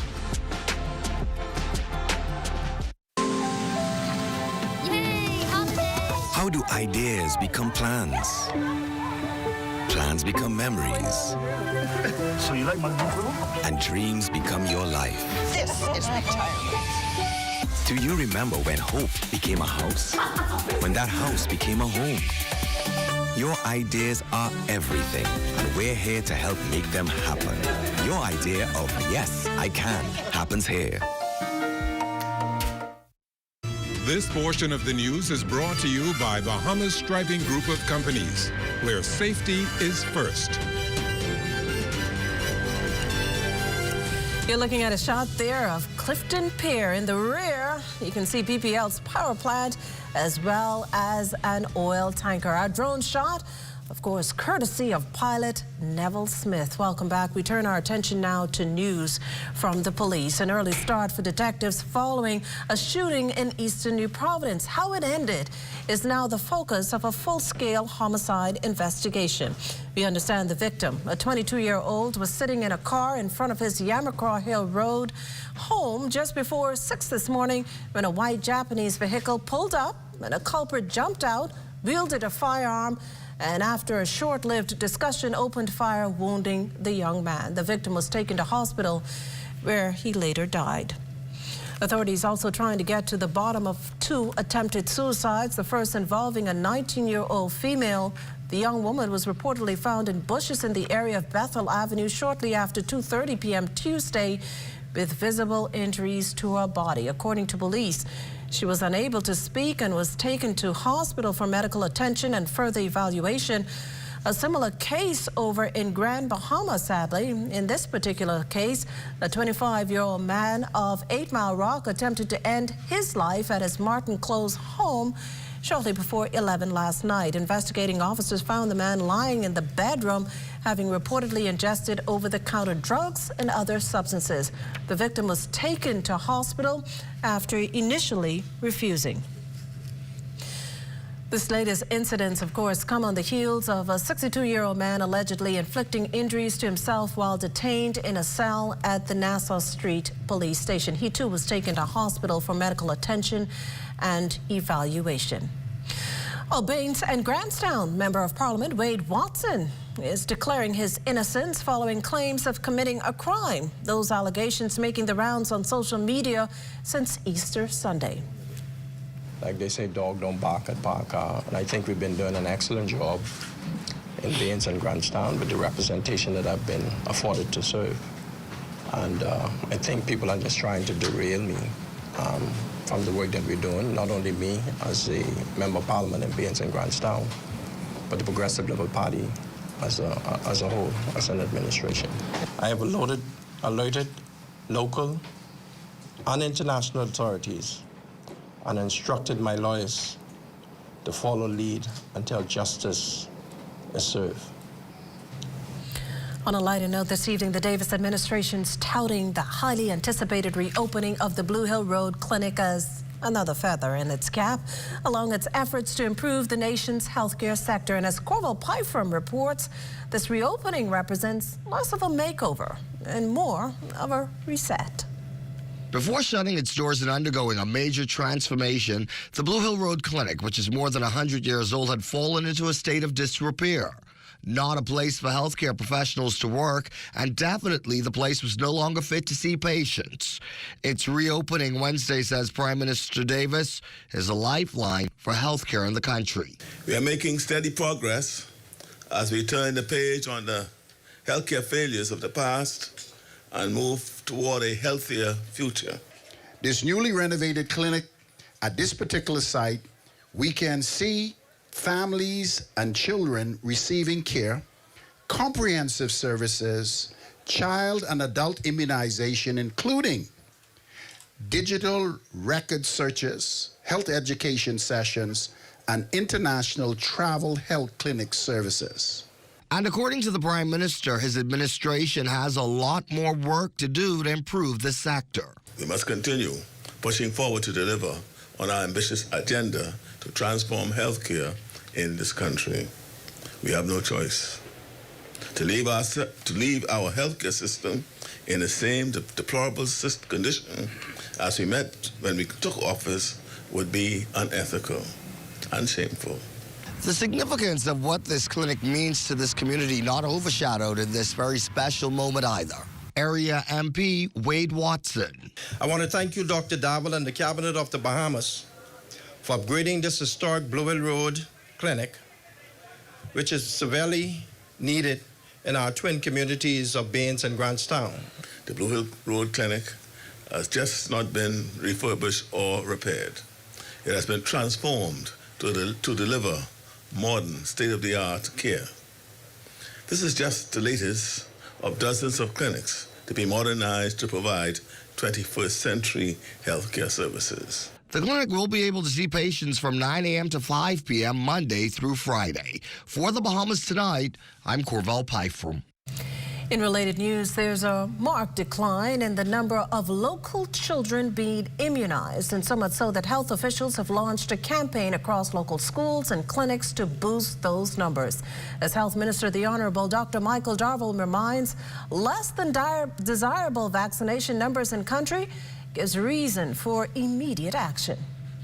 Many of the confirmed cases of measles in the United States, they have direct flights to the Bahamas, and the possibility of imported cases is now high. Secondly, the country's measles, mumps, and rubella immunization rates are just under 85%, which makes us very vulnerable as a nation. Immunization in the Commonwealth of the Bahamas is free at our public clinics across the country, and we at the Ministry of Health and Wellness is urging all parents and guardians to review their children's immunization records.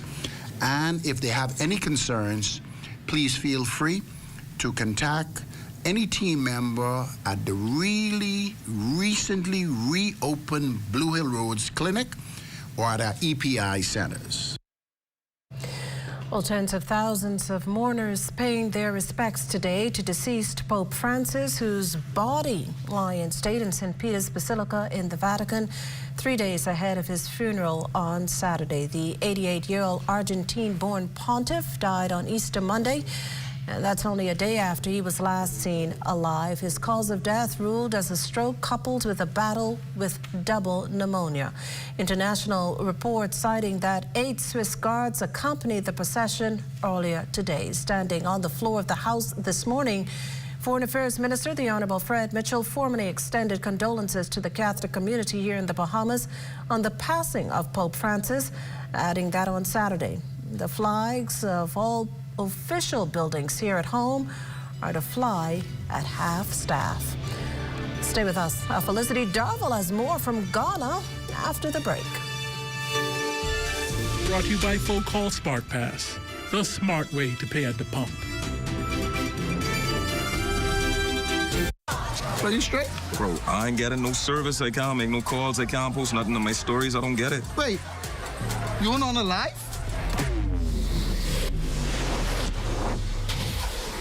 Shad, come, let's fix that. Come. This one needs saving. Put them over, please. Say less. Sign up today. Enjoy 5 gigs on us with select prepaid plans when you port your number to Alive, or 3 months free Alive Fiber services when you port your landline. What if I told you Wendy's has a new burger? With a flavor so secret, it's almost too delicious to handle. Well, now it's time to unlock that flavor. Try the new sweet and smoky barbecue cheeseburger. We can't tell you everything, but we can tell you that it's packed with flavor, including our secret barbecue sauce. Try the new sweet and smoky barbecue cheeseburger today. Available for a limited time.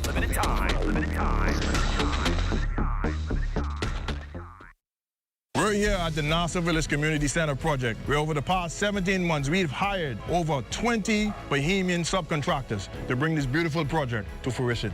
I've been living in Nassau Village for more than 19 years, and to see a project like this bring great joy and pride to me. This state-of-the-art multi-purpose community center will serve as a crime-fighting initiative in the community. Also help with the education of our kids in this community and a hurricane shelter. Yeah, and it also shows what we as Bahamians can achieve when we work hand in hand with each other. We have the technical know-how, and we can pretty much deliver on any project here in the Bahamas or in the world. Bahamas Stripe and the Bahamian Company, they prove that they believe in Bahamians. Based on the outcome of this project, I don't think they're disappointed in giving a small person an opportunity to do a job such as this. The more opportunity they get, the more opportunity we will get.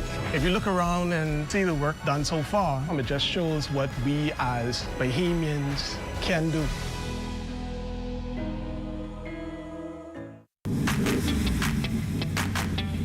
Introducing the Focal Smart Pass app that helps you to fuel up faster. Here's how it works. Download the app on the App Store or get it on Google Play and create your profile with payment details. Visit your nearest Shell station, open the app, scan the pump's QR code, select your payment amount, and begin fueling. Say goodbye to cash and cards because the Focal Smart Pass offers secure and convenient payment options right at your fingertips. Download Focal Smart Pass now and fuel up faster today.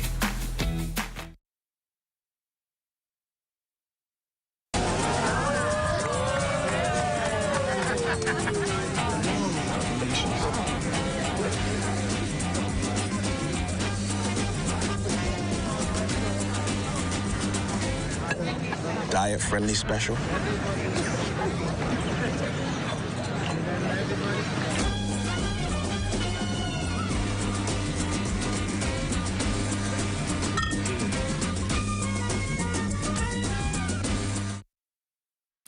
This portion of the news is brought to you by 700 Wines and Spirits, bringing celebration across the nation.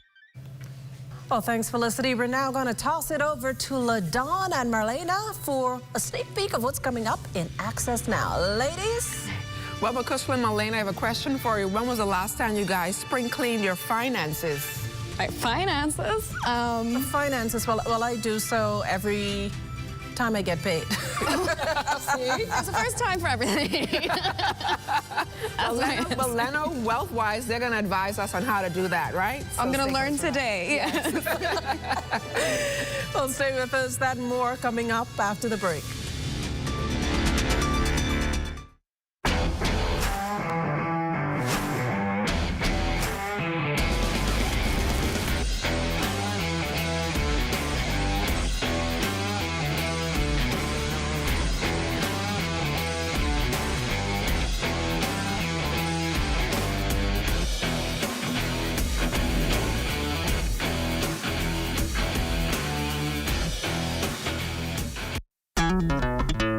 Throughout our lifetime, we must all make decisions. No matter how we choose, the right one just needs to be made.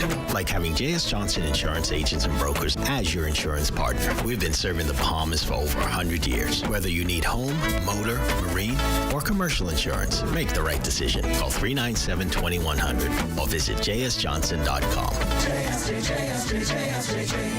Johnson Insurance. Peace of mind.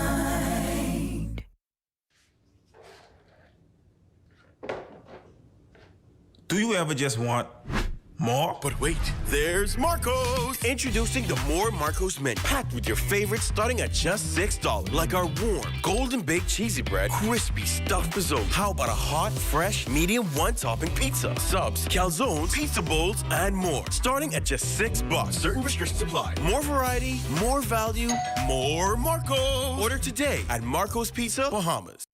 And that does it for the National Report. Before I leave, though, I want to send all the love to my family back in Eleuthera. But stay close. The Bahamas Tonight continues right now with Access Now.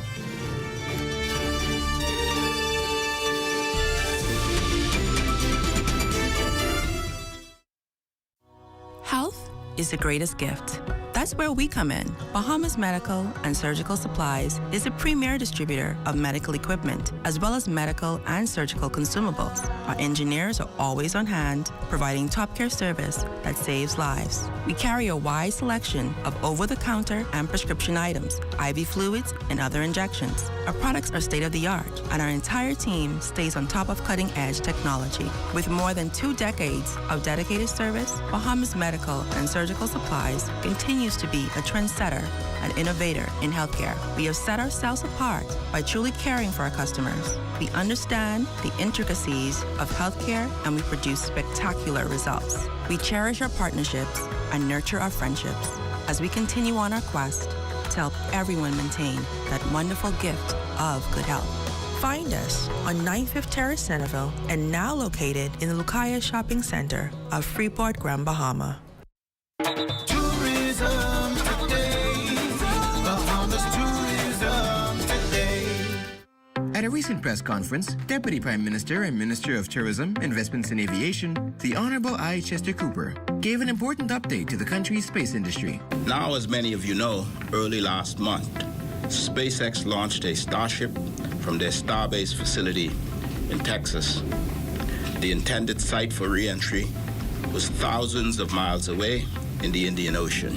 As we know, 9 minutes into March 6th flight, the Starship rocket began to break up, an incident visible from many countries, including the Bahamas. The debris from Starship 8 test vehicle was discovered, some of the debris discovered in our waters. Notwithstanding what we have learned so far, and notwithstanding Falcon 9's successful re-entry on February 18th, we wish to advise that there will be no further Falcon landings in the Bahamas until SpaceX and its environmental agency has completed a full environmental impact assessment. Director of the Department of Environmental Planning and Protection, Dr. Rihanna Neely, provided more information on the cleanup process going forward. None of the debris reported thus far has been observed or confirmed to be hazardous, and all approvals so far have been given for the export of the space debris for all islands except Eleuthero, which is still a work in progress. We began the work in compliance with our international treaties to ensure that we have now national laws to continue with our environmental protection and provide a framework for national recourse if and when any anomalies occur in the future. For more tourism updates, visit Tourism Today or Bahamas.com. I'm Michael Miller, and this is Tourism Today. Enforcement officers at a retirement seminar. Details straight ahead. Plus, why administrative professionals are being encouraged to focus on their own professional transformation. Stay close for that. A new restaurant that gives an added option to dining opens in Paradise. And coming up in sports, the Prime Minister welcomes Team Bahamas back home after a 37-medal haul at this year's Carifta Championships in Trinidad.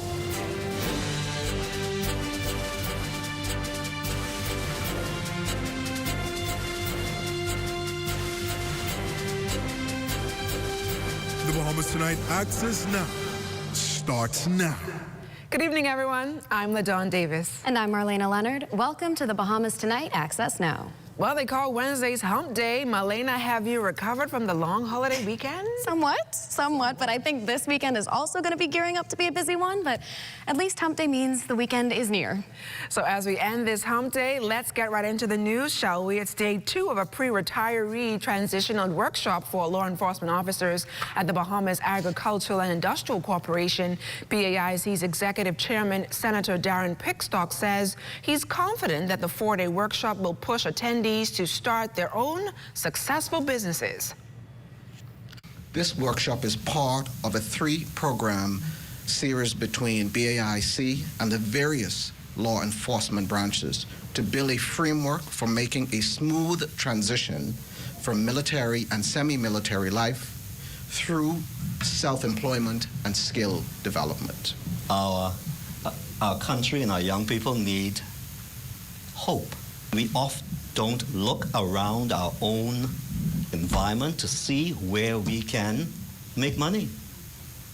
And so when people who are not from this country, they come and they see dollar signs. Planning, financial literacy, and business preparedness, all skills the organizers hope trainees will walk away with at the end of the 4-day training exercise. In Indonesia, they use every single part of the coconut, and we only use like the jelly and basically the water. That's the only place we use, and they use the branches, they use the leaves, everything. Like, they don't waste nothing. So they make like 100 million off just like one plant. You know how much plants we could use? So that's really what I'm interested in. Like, we could sustain ourselves. We don't need to import and export import as much as we do. I'm going to take advantage of a lot of the presentations and networking and the like to prepare myself, no doubt, for the not too distant future. The Bahamas Association of Administrative Professionals hosted its annual Administrative Professionals Day luncheon under the theme Focus on Professional Transformation, held in celebration of the crucial role administrative professionals play across our industries. Our West Calix Forbes has this report. Was born out of a need to give administrative professionals a voice, a network, a platform for growth. President Perky O'Brien shared that Wednesday luncheon is a way of celebrating administrative professionals while encouraging their continued transformation. We're holding our annual administrative professional luncheon, which we hold every year, and to honor those hardworking office administrative, as well as now we branch out not only just to office administrative, but to the other clerical staff in the field. A lot of HR managers that pass through this organization, lawyers, and persons have gone on and branch out into other lucrative fields. Delivering an engaging, thought-provoking address was Kalina's Insurance Director of Corporate Communications, Senator Honorable Maxine Seymour. Her address concentrated directly to the heartbeat of many organizations, its administrative professionals. So back in the day, perhaps people looked at administrative professionals as people who answered phones or maybe just typed envelopes. But nowadays, you are so much more. You literally manage the company. You manage your boss, you manage the executive team, you manage the company, the area you work in, and just like the mobile phone, you do it all. And so you're expected to know more, to be more qualified, and that you are. And so you do so much to make sure that you can just be the best you that shows up. Seymour also urged the office professionals to focus on their personal and professional transformation. She emphasized the importance of pursuing further education and certification, not only to elevate themselves, but to bring added value to their workplaces. And just like a phone, you don't need to be someone else. You don't need a new instrument. Sometimes it's just about upgrading. You have to download new software. You have to upgrade your software. And that could come in so many different forms, whether it's simply reading a LinkedIn article or just reading something, listening to a TED Talk, learning a new skill. The luncheon served as both a celebration and a call to action, leaving attendees inspired to continue their journey of transformation. For the Bahamas Tonight, I'm Wes Calix Forbes.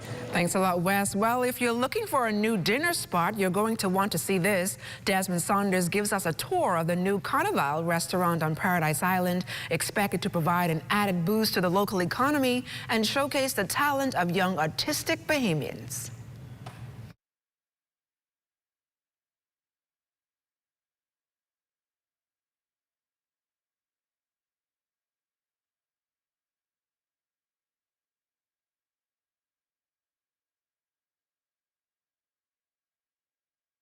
Well, every seems to be incrementally better because people who come here, they love the food, they love the ambiance, they love the service, and they come back many, many times. So it's just a question of letting everybody on the island know that we're here.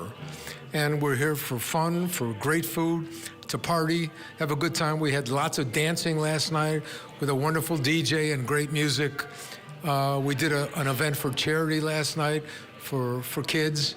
So we're doing everything we can to be part of the community. We apologize for the technical difficulties. Marlena? Well, still to come, it's Wednesday, and you know what that means. It's time for Leno Wealthwise, and they've got some useful tips on how to spring clean your finances. So stay close. Are you or a loved one under medical care? Do you need affordable medical supplies? Ports International is the largest home health care supplier. Medical supplies at the very best price. And you can even shop online. From hospital beds to wound care, wheelchairs to walkers, Ports is a one-stop shop for your medical supplies, and we accept insurance. We have online shopping and 2 locations to serve you, at the Airport Industrial Park and Shirley Street. We also ship to the Family Islands. Shop online and visit us on Facebook. Call Ports at 377-1771.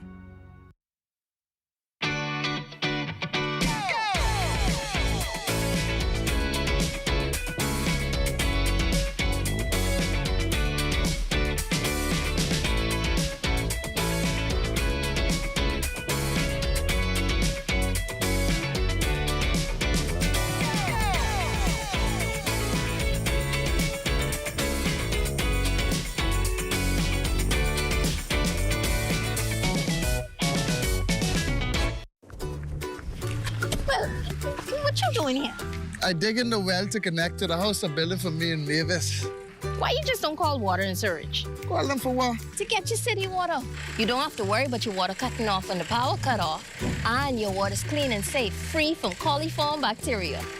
Cauliflower what? Call us at 302-5500 to make the switch from well water to city water for a more fresh, reliable water supply for you and your family.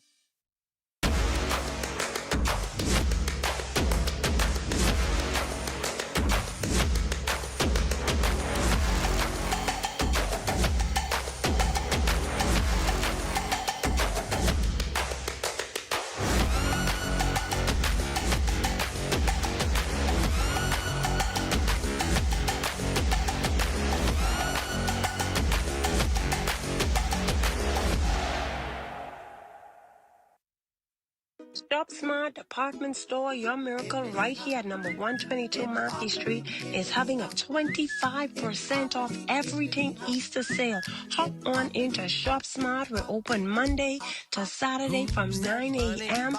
to 6 p.m. for your shopping convenience. So take advantage of these sales we have going on, or visit us at www.shopsmart242 to place your order. Shop Smart, we're here for you for whatever season of your life. Welcome back. You're looking at a shot of Clifton Pier. That shot courtesy of drone pilot Neville Smith. As for us, it's time to fly down to Abaco for some updates. Let's go.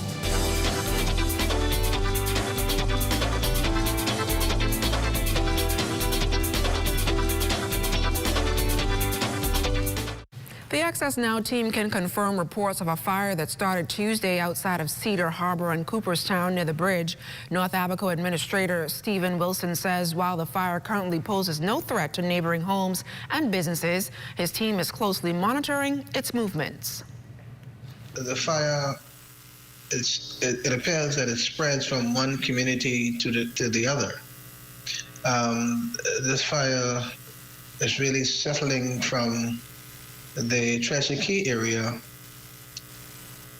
and whenever the wind blows a certain way, whether it's going north or south or east or west, the fire moves with it.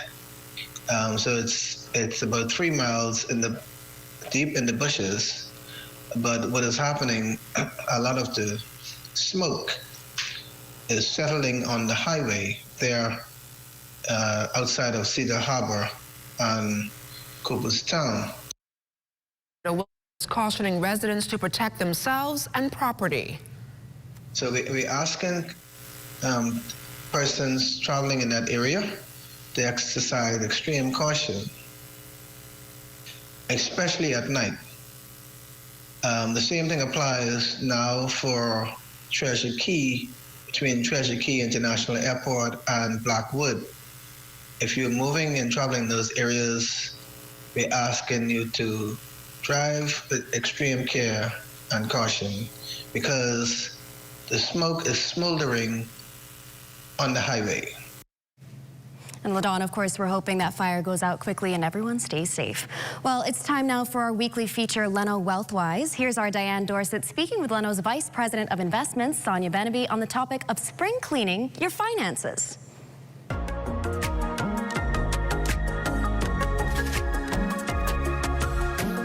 Just like dusting off old furniture or clearing out storage, financial spring cleaning starts with evaluating what you already have and what's no longer working. Spring is the season when the weather is fantastic. The flowers are in bloom, the birds are singing, and spring cleaning is on most of our to-do lists. This spring, you may not only declutter your home, but you may also consider assessing and reviewing your financial portfolio. But before you start trimming your portfolio, you need to identify which investments are underperforming. One useful tool is a benchmark. A benchmark is a reference point or a yardstick that helps you measure how well your investment is doing. For example, if you invest in the local stock market, then the BISX All Share Index is most likely the suitable benchmark to compare your investment against. Coming up in part 2, we'll show you how to rebalance your portfolio, explore new opportunities, and how often you should be reviewing your financial health. For the Bahamas Tonight, I'm Diane Dorsett. The lucky number 7 playing a major role for the success story of Bahamas Aquatics. Details of that story and more up ahead in sports. Hey, it's your honorary pump attendant back again with another episode on the do's and don'ts at a service station. Let's go. What you ain't gonna do is just pull up to any dispenser and put the nozzle inside your car without reading the signs. Because if you put the wrong fuel inside your car and the car mess up, you could be mad at us, all right? And then you have to walk a catch bus for about 3 to 18 months. What you're supposed to do is read the signs. We place signs all over the dispenser to tell you which fuel is which. Because you put the wrong one in the car, say bop, and you could be mad at us. You could be, oh, what happened to my car? No, it's you who ain't read. It say diesel, diesel, one word, diesel. You got up, and you mad at us. Read, that's all you have to do. At Original Patties, quality is always job number one. With 2 convenient locations, you have twice the opportunity to enjoy our beef, chicken and veggie patties, escovitch fish, chicken and mutton roti, and our succulent jerk chicken and pork. Choose from a wide selection of tasty pastries, cakes, and breads, or pull up to our 2 convenient drive-through windows for great service with a smile. Original Patties Bakery Limited, Tonic Williams Darling Highway and Blue Hill Road South. Throughout our lifetime, we must all make decisions. No matter how we choose, the right one just needs to be made. Like having J.S. Johnson Insurance Agents and Brokers as your insurance partner. We've been serving the Bahamas for over 100 years. Whether you need home, motor, marine, or commercial insurance, make the right decision. Call 397-2100 or visit jsjohnson.com. JS Johnson Insurance. Peace of mind.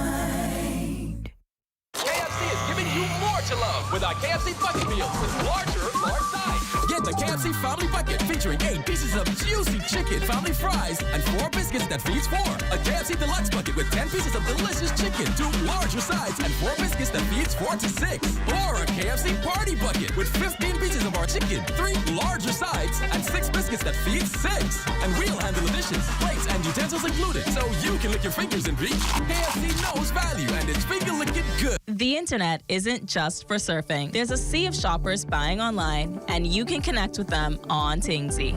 Tingsy is the SBDC's online storefront built for Bahamians. Take your business to the next level by selling to customers online, both at home and around the world. People want Bahamian things, and if you got things to sell, sell on Tingsy. Find out how you can connect with a sea of buyers by visiting tingsybahamas.com.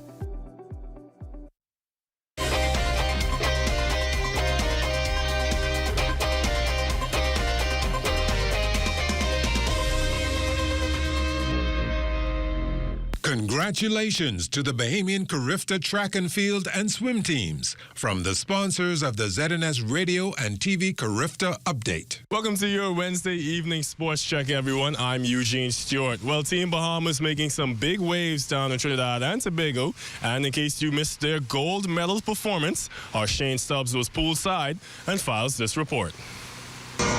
Team Bahamas continues to be the benchmark of junior aquatics in the region on the 4th and final night of the 38th Carifta Aquatics Championships.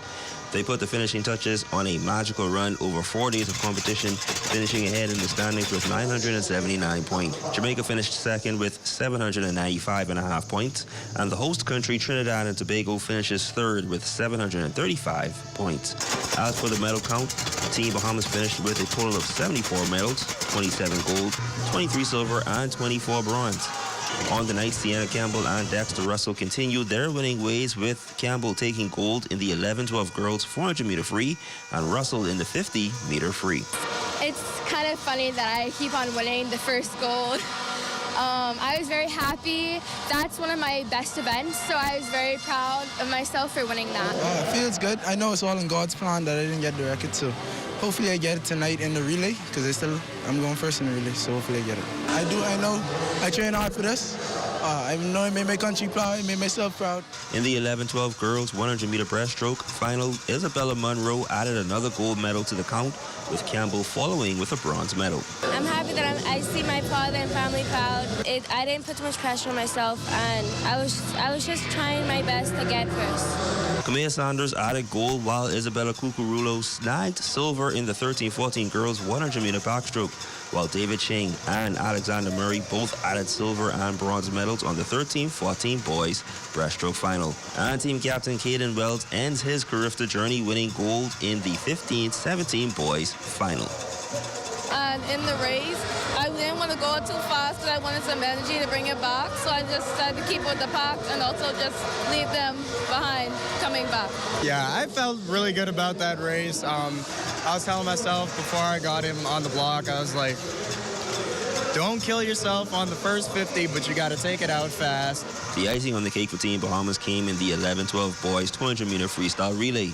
Dexter Russell, Dakari Cooper, Mateo Knowles, and Kai Bastian would set a new Carifta record in the time of 1 minute, 48.78 seconds. Team Bahamas would also come away with 3 silver medal finishes in those relays. First in the 11-12 girls division, as well as the 13-14 girls and boys division.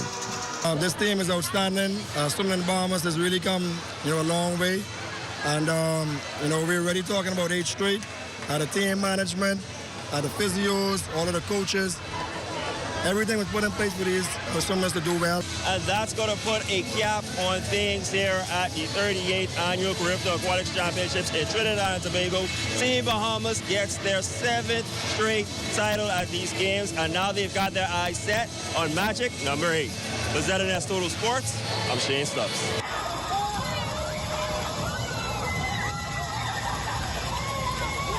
Our Bahamian track stars also returning to the capital last night from Trinidad and Tobago with a warm welcome from loved ones. Our Charles Fisher tells us more in this report. Now, despite a late arrival, a huge crowd turning up to welcome the second-place finishers back home, all excited that the athletes made it home safe. Among them was the country's #1 sports fan, Prime Minister, the Honorable Philip Davis. Hugs and kisses from family members and well-wishers, and nothing like a Bahamian junk canoe. One of the stars of the games, Egan Neely, draped in his gold medals from the 200, 400, and both relays. A short ceremony held in the square where the Prime Minister was gifted a team autographed jersey. I am so proud of you. And when and our hearts were thumping as you ran, as you jumped, and as you threw. And you made us all very, very proud. I'm your #1 fan. And I will continue to be your #1 fan. And as long as I am where I am, you can depend on me to ensure that you will be given all the opportunity that there is for you to be whatever you wish to be and to live up to your full potential. I noticed that what our athletes did, I don't know if anyone noticed it, and when they went to participate, they always acknowledged God. The Prime Minister also with good news for Bahamas track and field. I have ordered and is on the boat coming to Nassau 6 8-lane tracks to be installed, 2 on the Family Islands, 3 here in New Providence, so that clubs, track clubs, and schools will have have different venues in which to practice. Congrats to Team Bahamas. Well deserved. For ZNS Total Sports, I'm Charles Fisher. And that's been your Wednesday Sports Check, everyone. I'm Eugene Stewart. Stay tuned. We've got weather when we return. Congratulations to the Bahamian Carifta track and field and swim teams from the sponsors of the ZNS Radio and TV Carifta Update.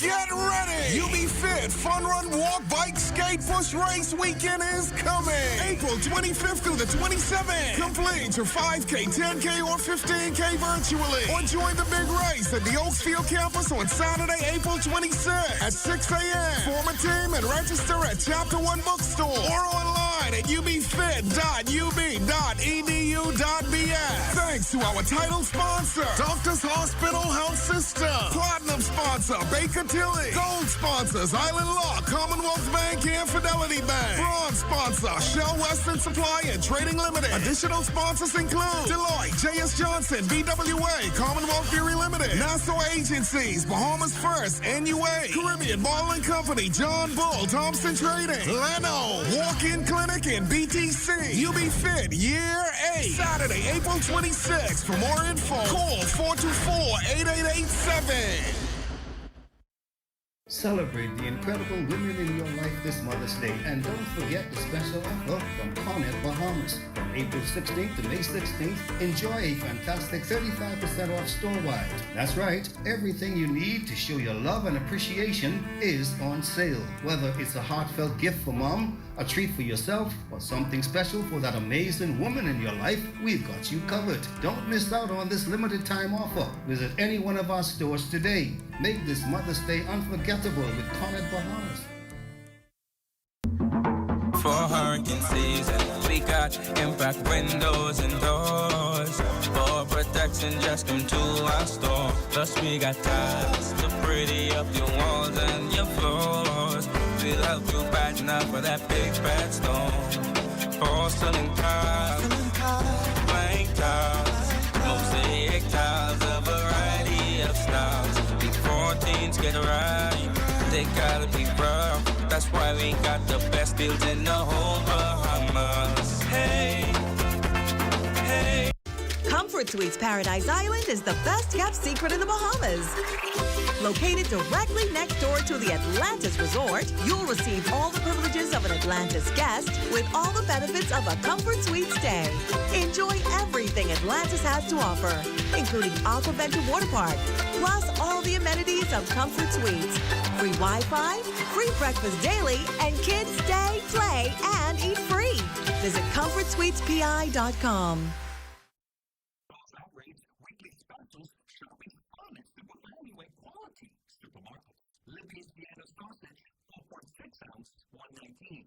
Operated milk, 13 ounces, $109. Everpack purified water, 1 gallon, $139. Smoked picnic cabs, $2.49 per pound. Fresh celery, $1.69 each. Sweet large navel oranges, 2 for 99 cents. Join the new Super Value Quality Points program at any Super Value and Quality supermarkets.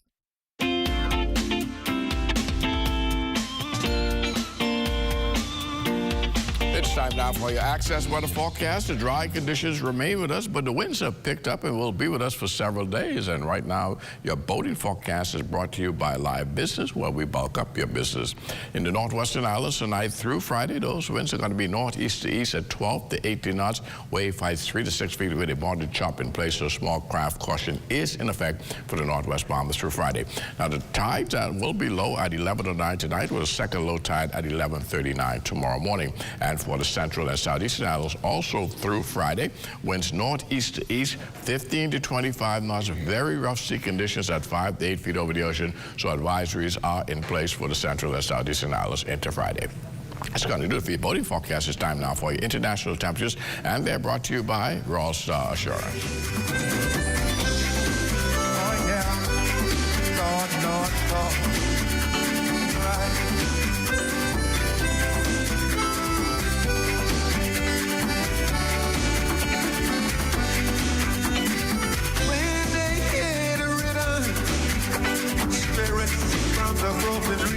And that's going to do it for your international temperatures, brought to you by Royal Star Assurance. For join me at 11 o'clock for full weather update. Lenore and Malina.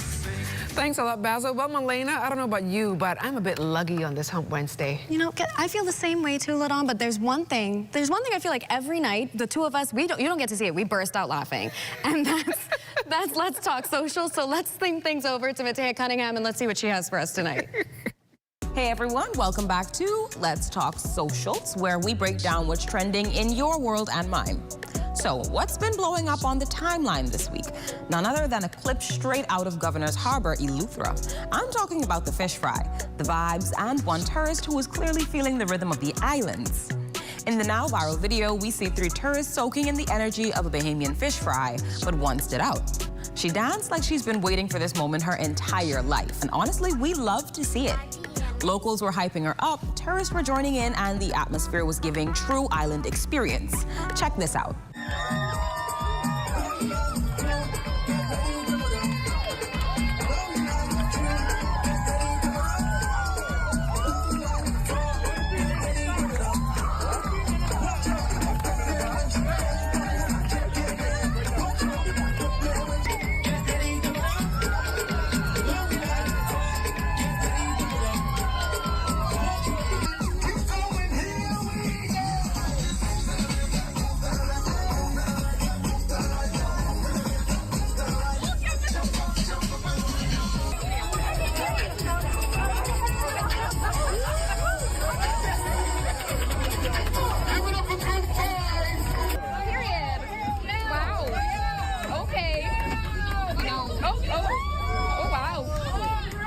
It's moments like these that remind us how infectious our culture is. One minute you're eating snapper, the next you're in a dance circle moving like a true Bahamian. So, what do you think? Should we start handing out honorary passports for this kind of energy? That's it for today's Let's Talk Socials. I'm Matea, bringing you the stories behind the scroll. See you next time. Tourists look like they're still in spring break mode. I didn't know it was just with the doctor. It was really on the floor. It was like the cartwheels. The cartwheels. It was the little boy on the floor. That's what won it for me. Thank you, Mateo. We needed that. Thank you. And that does it for us here on Access Now Tonight. See you right back here tomorrow night at 7:30 sharp. And stay tuned for the Rundown with Clint Watson, where he talks energy reform with Minister JoBeth Colby Davis. Good night, everybody.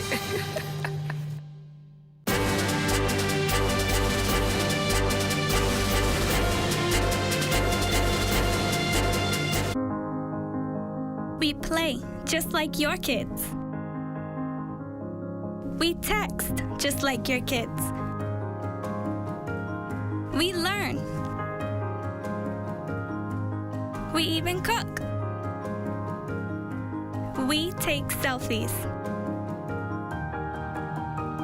We have hobbies. And we love sports. In every way, we are just like everyone else and enjoy the same things and live our lives every day, just like you do. So if you happen to meet us, treat us just like everyone else. Because at the end of the day, we're just like you. Living life with Down syndrome is simply living. To learn more about Down syndrome, call 727-2105. This message is brought to you by the Grand Bahama Down Syndrome Society.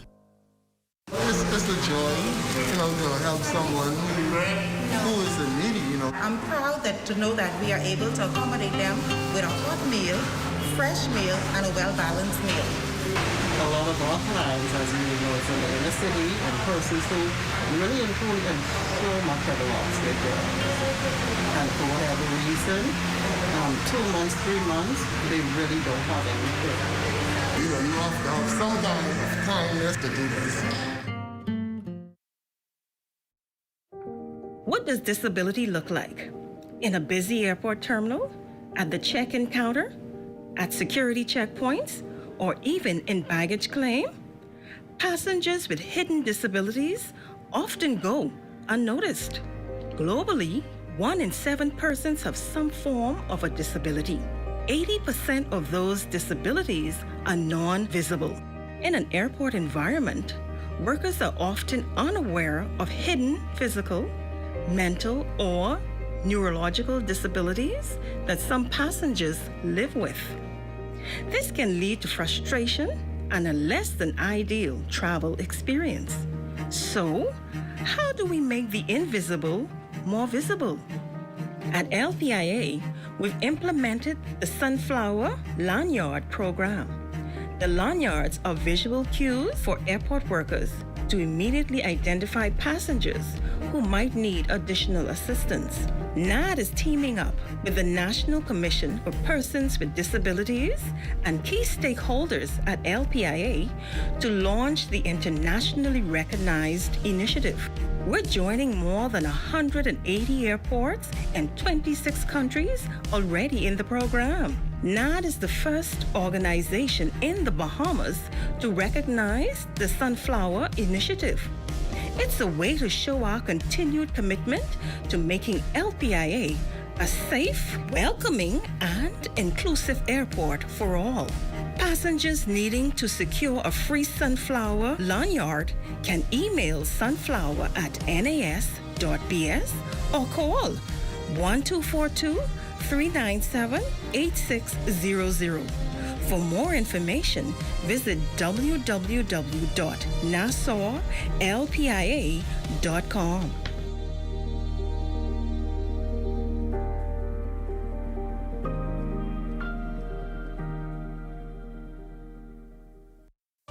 At Harold One, I'm Ted Jervis, and this is ZNS.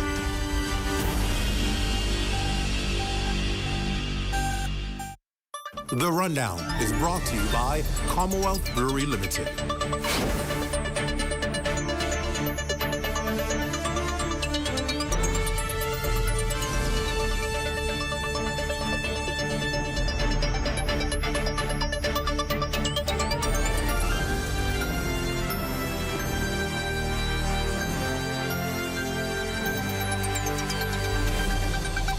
Good evening, everyone. Welcome to the show. It's great to have you with us for another evening. Well, we're starting off tonight with more good news on the country's economy as the Davis administration is applauding the International Monetary Fund's decision to up the Bahamas' growth forecast this year, albeit marginally from 1.7 to 1.8% this year, and in 2026 from 1.6 to 1.7%. Now, it's a welcome revision in the face of overwhelming odds, economic uncertainty, trade disruptions, and inflationary pressures. As Prime Minister the Honorable Philip Davis shared in the House of Assembly this morning, in a world where many nations have seen their forecasts downgraded, the Bahamas stands apart. We are among the few countries that have earned an upward revision. This is a marker not only of international recognition, but of the clear-eyed, hard-nosed, deliberate economic management we have insisted on. Some doubted this would be possible. Some said the hole was too deep, the institutions too weak, the political courage too rare. They scoffed at the ambition of our fiscal reforms, questioned the viability of our energy agenda, and ridiculed our insistence on national development that is both inclusive and modern. But, Madam Speaker, here we are. The IMF's review coming mere weeks after international credit rating agency Moody's upgraded its outlook for the Bahamas from stable to positive for the first time in nearly 20 years. Now, Fitch, a leading provider of credit ratings, followed suit. But while such achievements fly in the face of cynics, the Prime Minister stressed that growing confidence is by no means limited to the corridors of the IMF or Moody's, but expanded capital markets and the continued strength of tourism and construction and the investment decisions of domestic and international businesses. The Minister of Economic Affairs is currently in Washington, D.C. at the IMF and World Bank spring meetings.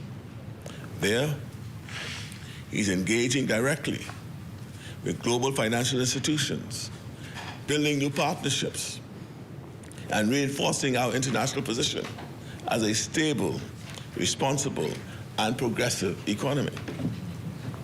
These engagements are not ceremonial, they are strategic. They position the Bahamas to access the financing, support, and alliances needed for our future resilience. The country's debt conversion project for marine conservation is being recognized internationally as the environment, social and governance, or ESG deal of the year. That's good news there. ESG has been evolving in financial markets over the past 6 years, and something investors and other stakeholders are actually considering. Now, accepting the award on behalf of the Bahamas Economic Affairs Minister, Senator the Honorable Michael Halkitis, who left IMF World meetings in Washington for New York. It was awarded at the Latin America Bond Awards 2025, an awards program celebrating the leading names in the Latin American debt capital market. This award is an industry recognition of the Bahamas' leadership in designing innovative financing solutions to further climate resilience objectives and honors the country's dedication to both ocean conservation and sound fiscal management. Another issue the Prime Minister raised in the House of Assembly this morning was his administration's multi-phase approach to reform the country's energy sector and the millions of dollars in expected savings. Fern Carey has more on that story tonight. Prime Minister and Minister of Finance, the Honorable Philip Davis, touting the government's multi-million-dollar energy reform plan as the largest investment of its kind in the country's history. He noted that the measures, which are being carried out in partnership with local independent and international power providers, is necessary given the ongoing challenges Bahamas Power and Light is facing with its aging infrastructure and increased demand from customers. The reforms are also expected to drive down costs for consumers while helping to return BPL to fiscal health. They're also expected to help BPL explore avenues to address its pension obligations. Our integrated strategy will generate $87 million in annual savings for BPL. $43 million will be generated from eliminating costly rental generators. $13 million will be generated from structured legacy debt repayments. $15 million will be due to operational streamlining. $12 million will be attributed to increased reliability in New Providence and the Family Islands. And $4 million will come in from dividends related to the Bahamas Grid Company. The Cat Island, Rumkey, and San Salvador MP also indicated that the measures will propel the Bahamas towards its ambitious energy goals by 2030, while paving the way for hundreds of jobs to be created in the process. BTVI has already begun training young Bahamians to enter the renewable energy sector in preparation for this growth. 1,000 jobs will be created during the construction phase of the reform process, and hundreds of permanent jobs will emerge in operations and maintenance. Our energy future is bright, and it is built on the pillars of renewable energy, modern infrastructure, enhanced efficiency, and improved resilience. For the Bahamas Tonight, I'm Fern Carey. And that story is exactly where we are tonight. We're hearing more on the government's new energy era for the country. The Davis administration brands the energy sector as complex and evolving, and they make it clear that change won't happen overnight. However, the new energy policies and partnerships constitute the most ambitious energy reform agenda ever initiated in the country's history. And I want to stress that because, you know, it's one thing in the political realm to talk a lot of politics, right? Regardless of where you stand, regardless on which side of the equation you're on, there's a lot of talk that goes on into policies and what should be happening. But here it is, as administration is actually delivering on a lot of that talk, which you don't often see in politics. It's a lot of talk and little action. But you're seeing, and most of you should be experiencing, that action is actually taking place. You're seeing the impact of these reforms being put in place, and you're now hearing about a long-term plan. So it's not just what people will say, oh, political season, so let's give them something good, throw them a bone. No, there is a long-term plan, and that's what we're going to talk about tonight. We're going to get some more teeth about what this plan means, how it will benefit you, and so that you understand it. I always tell people, ignorance is always evident when you don't know information. A lot of people argue, a lot of people seem to be ignorant to what is going on because they don't have information. We're going to give you information tonight so that you can understand exactly what you can expect as a citizen of this country when it comes to energy and the transformation that is about to take place that has already begun. It's important to talk about it. It's important to give you the information about it so that you, when people come and give you all this rhetoric and the side talk, you can say, well, no, that's not what I understand it to be. Here's what it is. And tonight we're going to talk to the minister responsible for energy, and she's going to tell us exactly how this plan is going to be executed. We're going to ask the questions so that you leave informed, right? I think as Bahamians, we need to take the debate higher now. All this rhetoric talk just for politics doesn't make any sense. At the end of the day, you want to ensure that you have clean energy, you want to ensure that you have affordable energy, and you want to make sure that you have reliable energy. And there are some plans, clear plans to address those things. So let's talk about it tonight so that you have the information, and we're going to do that pretty soon. Also tonight, if you've never heard of the College of Bishops, well, it's an interdenomination of bishops who are holding a special installation service next week. 2 of those members are here, and we'll talk to them about what the significance of this means, what it's all about. And then, of course, we'll end the show tonight on details of Girls in ICT Day. That's tomorrow, and we'll tell you what that's going to be all about and why you should know about it and what it means to our country. It's an annual event celebrating women in the information, communications, and technology sector. That's the bottom line. And one of the local committee's founding members will join us to talk about that. So it's going to be a pretty exciting show. And when you come back with us, because you're coming back, you're not going anywhere else, because you want to hear the information, we're going to talk about the energy sector right here on The Rundown, here on the ZNS Network. But after the break, stay close.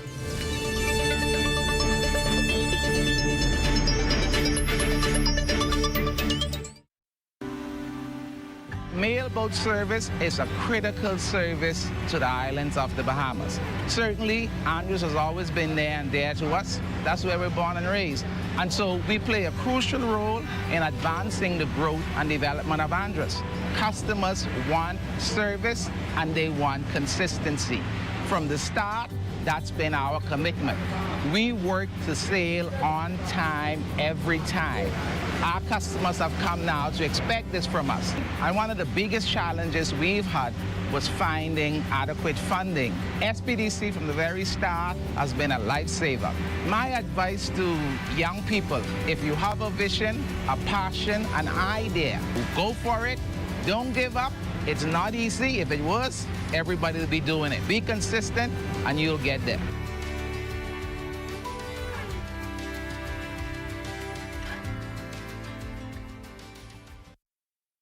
You've got termites and need to get rid of them fast? Trust Rentokil Initial. With over 60 years experience in the Bahamas, the global brand, training, and expertise can't be beat. Only Rentokil Initial gives you a 3-year warranty and payment plan options on termite fumigation.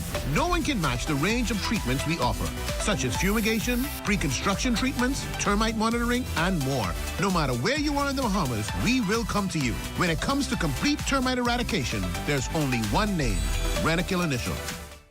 Hi, Phil Swift here for the Flex Seal family of flood protection products. Our flood protection products are specifically designed to work together in order to create multiple layers of super strong protection.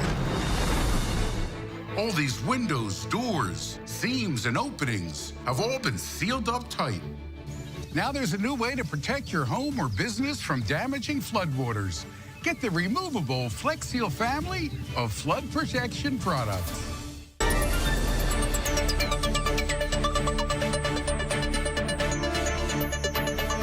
Welcome back. A special good evening to all of you who are in the Lions Den. I see you in here online, Lions Den. Those of you watching by YouTube, you're watching from Turks and Caicos on your various platforms around the region or internationally, welcome. Or just here at home, it's always a pleasure to have you joining us in the rundown. Well, upgrading the country's transmission and distribution infrastructure, making a major new investment in solar energy across our islands, and replacing heavy and diesel fuels with natural gas are some of the components of the government's new energy plan. The Davis administration's goal is lower cost of living and doing business, a more competitive economy, more employment and investment opportunities for Bahamians, a modern 21st century infrastructure and technology, and more resilient during storms. On the forefront of this mandate is a cabinet minister responsible for energy and transport, the Honorable JoBeth Colby Davis, and she joins us on the rundown. Minister, I've been waiting a long time for this thing. I told you not to say it. You're not going to say it. I'm here. But you're here. I'm so excited to be here. Listen, and I must say right off the top, congratulations, because this is a tough order. Many people probably heard about when the Ministry of Energy was created and said, yeah. They're doing that because they said they can try to do something, but it didn't happen. But you got to work immediately. Yeah. You wasted no time. Oh, no. It was something you were already familiar with and understood what to get done, and the plan got executed. I want to start with what took place today, because in the House of Assembly, you tabled the IMF report. And a lot of people want to say, okay, the IMF report, energy reform, what's the connection? What's the correlation? Why was it important to table that report? It was really important to show the significance of how even on the international global scene, they're already seeing the benefits that a properly executed energy reform plan would be able to produce to our economy, to our GDP growth, and how that benefits our people, our country, and even globally, how it's a positive for the Bahamas. And so for them to write a report that specifically focused on the energy reforms, it was a proud moment for me as a minister, being a part of this transformation team, but also for our government to see that we are heading down the right path with the reforms that we are implementing, because now we're being recognized globally, internationally, that with proper installation, execution of our reforms, we will reap the benefits in a larger way. The National Energy Policy, thank God, now have one. We had one. We had one, but this one seems to be a little more modern, I like to say, but it lays it out. Yes. And again, I want to tell everybody, go and read it. Don't just say, oh, the one exists. Go and read the policy so that you understand just how extensive. Because what it does, what I liked about the policy is it lays it out. Oh, yeah. It says, here's what we met. Yeah. So you understand what we're trying to do because this is what we met in place. Here's what we're trying to do immediately to bring some relief. And then let's talk about, after we bring you the relief, how we're going to maintain and make it consistent. What's the future plan? Yeah. So it's very easy to read because it tells you how we got here, what we're going to do immediately, and then what we're going to do in the future. And what I like about it is a 2025 to 2030 policy.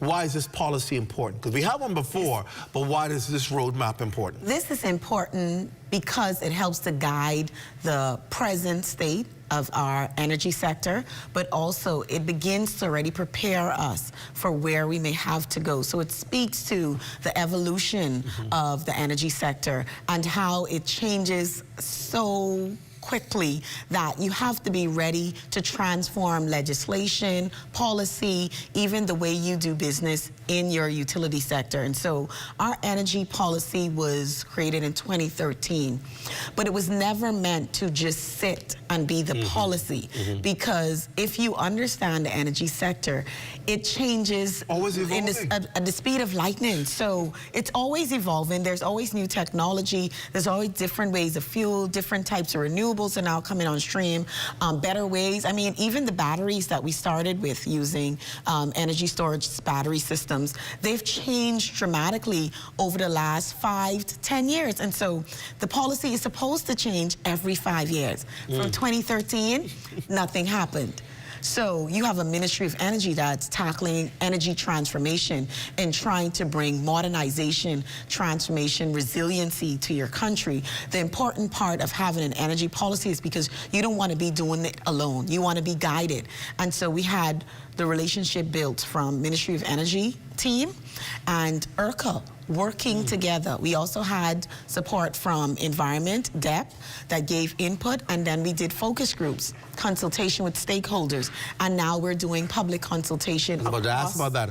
Do people get a buy-in on this? So tonight was our first public consultation. We had it at St. John's Auditorium at 6 p.m. Tomorrow night, they're going to be in Grand Bahama, and then they're going throughout the other family islands. So it's a draft that we tabled today, which we want to make sure everyone who wants to have an opportunity gets to see it, gets to share, gets to ask questions to understand why is my government doing this? Why did you choose this fuel over that fuel? Why are you focusing on solar as opposed to wind? It helps you to understand why we're making this necessary decisions that we are making and why it's going to be beneficial in the long run. There's a component of this policy that includes public-private partnership, right? Yeah. And when we say that, when we talk about energy, people all of a sudden get very defensive. Oh, they're selling PPL. Oh, they're bringing on these people with these secret deals. But there's a reason why that the 3 Ps are important in the development of the energy sector. Talk about that. So let me first start by saying we are the only country in the region that still owns our utility sector 100%. Wow. Let's start there. That should say a lot. And then let me also say, while owning it 100%, we have a $500 million debt. And then we have a pension fund that is underfunded by over $100 million. So that's not attached to the $500 million. Wow. Right? Wow. So we have been trying to maintain our sovereignty with ownership by 100% and do it alone.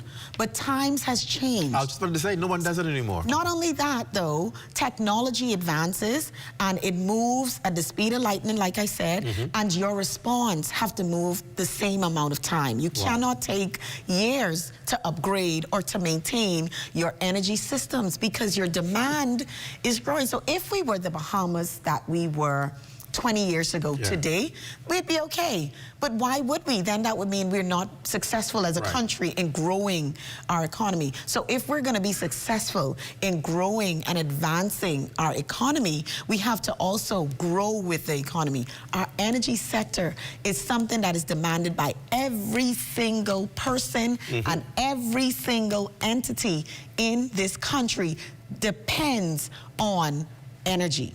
Wow. And so knowing that, why would you still be depending on transformers that are 60, 70 years old, the parts which are no longer being made, and I can put a plug in here for BPL engineers and technicians and their staff, they have been doing a human's job that I only now realize because I'm the minister. Right. Because they have been building the parts in country. Wow. Keeping those transformers working, keeping our power on while we just clicking on our air condition, clicking on our TV, clicking on our light, and like, yep, it's on, no problems tonight, and not knowing what it's taking. and chilling, but not knowing what it's taking. So fix it. How do you do that? If you have a $500 million debt, if you have a pension fund that these hardworking staff are relying on when they finally reach that age of retirement to enjoy their family and life and take care of their children, when you have $100 million underfunded, how do you do that? You have to get strategic partners that's going to bring the financing that you need. So when you hear people talking about it, the political, the opposition and so forth, to you, it must just sound like a lot of rhetoric because it's not factually based. Well, I asked the opposition, what did they do? That's the first question. What did they do? And I want them to state for the Bahamian people, what was your energy reform plan? See, like you stated when you were introducing the show, let's move away from the rhetoric and let's really talk about what the Bahamian people truly mean. Yeah. See, the Bahamian people place a demand, right? And even if they didn't say it by words, the demand was, I'm building larger homes. So you better be able to provide me with power. Right. I'm going to create larger businesses. I'm going to expand my business to Eleuthera, to Abaco, to Exuma. And so when I get there, I better have power. Oh, better yet, I'm going to buy property and build Airbnbs, or I'm going to build this, or I'm going to build that. And when I am done, I am going to BPL, and I expect power to be. So that's the demand. Yeah. They gave the demand. So every government responsibility, because we own it 100%, is to make sure we meet that demand. So the reform is important for growth, for our economy, for us to continue to benefit from having investments that continue to come and grow and expand our reach globally. We have to invest in our energy sector. We can't leave it hanging. We know that the LNG terminal and development use agreement was signed, and how is this expected to work and integrate? This is absolutely one of my favorite parts of the energy reform, where while I will say that solar is probably my most favorite, because that's the renewable and we have sunlight, and that's... Exactly. That's using what you already have. LNG terminal is just a new era for BPL. So the first part of it is the training and the development that our staff, that our Bahamians will be a part of, even the building of it, because now they're in the negotiations with our Bahamian contractors and others who would be a part of the construction portion, so the building out, but also just learning and seeing how it's utilized in the first phase. So the first phase, you're gonna have bullet tanks, and the bullet tanks are just those big long tanks that you would see, and they store that LNG and you transport it to the plant. But then after a while, you can transition and have that moved through a pipeline. And so seeing that move from phase 1 and gradually grow to the larger phases where we're taking on larger quantities of LNG is something that I'm looking forward to, but also reducing our emissions. Yes. Reducing our emissions. So my husband takes our daughter out. Sometimes when she's much younger, we live on the far western side, close by Clifton, and she would be, you know, anxious sometimes at bedtime. You just go on a little drive and take her to get her to sleep. And as she got older, she started saying, look at the smoking stacks. Wow. The smoking stacks. Could you is imagine? What she calls Could them. you imagine? And so when she gets older, if we do this well enough, if we do this well enough, she will begin to say the smoking stacks are gone. What that means is we reduced our emissions. All of that black smoke that you see going up, will there be no need for it because we're transitioned to cleaner fuel, and that's the great part of removing. And that's really maintaining our environment so that this country is around in the cleanest air that we have ever had before for years and years to come. So I believe that's an initiative everybody ought to support. Oh, yeah. Because we can't say we live in one of the most beautiful places, but yet we don't know how to protect this environment. And we're not really the large pollutants, you know. We're not. No. But it's still important for us to be good stewards of our environment. And so taking part in transitioning to cleaner fuel where you're able to is important because it helps you to make sure you're doing your part as protecting the environment. So let's talk about, we talked about a lot of what's going to be happening and what we're working toward. Let's talk about what's right ahead of us. Summer, right? It's always the biggest test of PPL. And we say, okay, all of these reforms sound great, but can you handle what you're dealing with right now? Are you prepared for the increased load in the summer? So our first part of, so remember I spoke about phasing it out. So we had to phase it out because we had to start addressing some of the challenges that we realized existed from day one. Correct. Right away. So sometimes when I start to speak on these shows, I try to be careful to make sure people can understand because it's very technical. It can be very technical. So in the sector, there's a contingency plan that most utility plants have. And the contingency is you either have an N-1 or N-2, and in layman's term, it's just you either have one engine that can facilitate the loss of an engine of the same size to still carry the load, or you have two extra that can carry the load if that one is lost. So if you lose a large engine, you still have enough capacity on other engines that you could turn them on. So we were operating BPL without their N-2. Which means they didn't have extra capacity no contingency plan. Sitting there, It no went off, contingency. there was nothing So that's why you would experience load shedding. Because if I don't have an N-2, then I have to do phased load shedding. I say, well, Clint's over here in this area. I can give him 2 hours on power. Right. And then I can shut you down. And give somebody else 2 hours. And that's what you've been seeing happen over the years, simply because in some instances, it may be other challenges that we're faced because it's such a large amount of different things. But your N-2 is very important. And so in advancing to these PPAs early on last year, we were putting ourselves in a position where we brought them on with the extra load that we know we always look for in the summer, but we never had. So the summer was a little bit easier to manage and smooth ourselves through last year without so much of the hiccups and the challenges because we had already put ourselves in position to have enough extra to carry the load if you demand more, which normally in the summer you do, than we would usually have on a regular basis. So just having that N-2 so we don't have the load shed is important. We've been also doing a maintenance management program to make sure that our engines are ready. And that starts from early in the year. So when you're concerned about summer by June, July, BPL was already preparing for you to have a good summer from February. There's a summer readiness program, a maintenance program that they carry out where they turn off some of the engines and they said the demand isn't as high, so we could shut this down and begin to do some maintenance work before the summer period. So just making sure we were on schedule and getting our maintenance done and being in a position where when that demand does come, we're ready to respond to it. What do you say to people in Eleuthera? Man, that's become my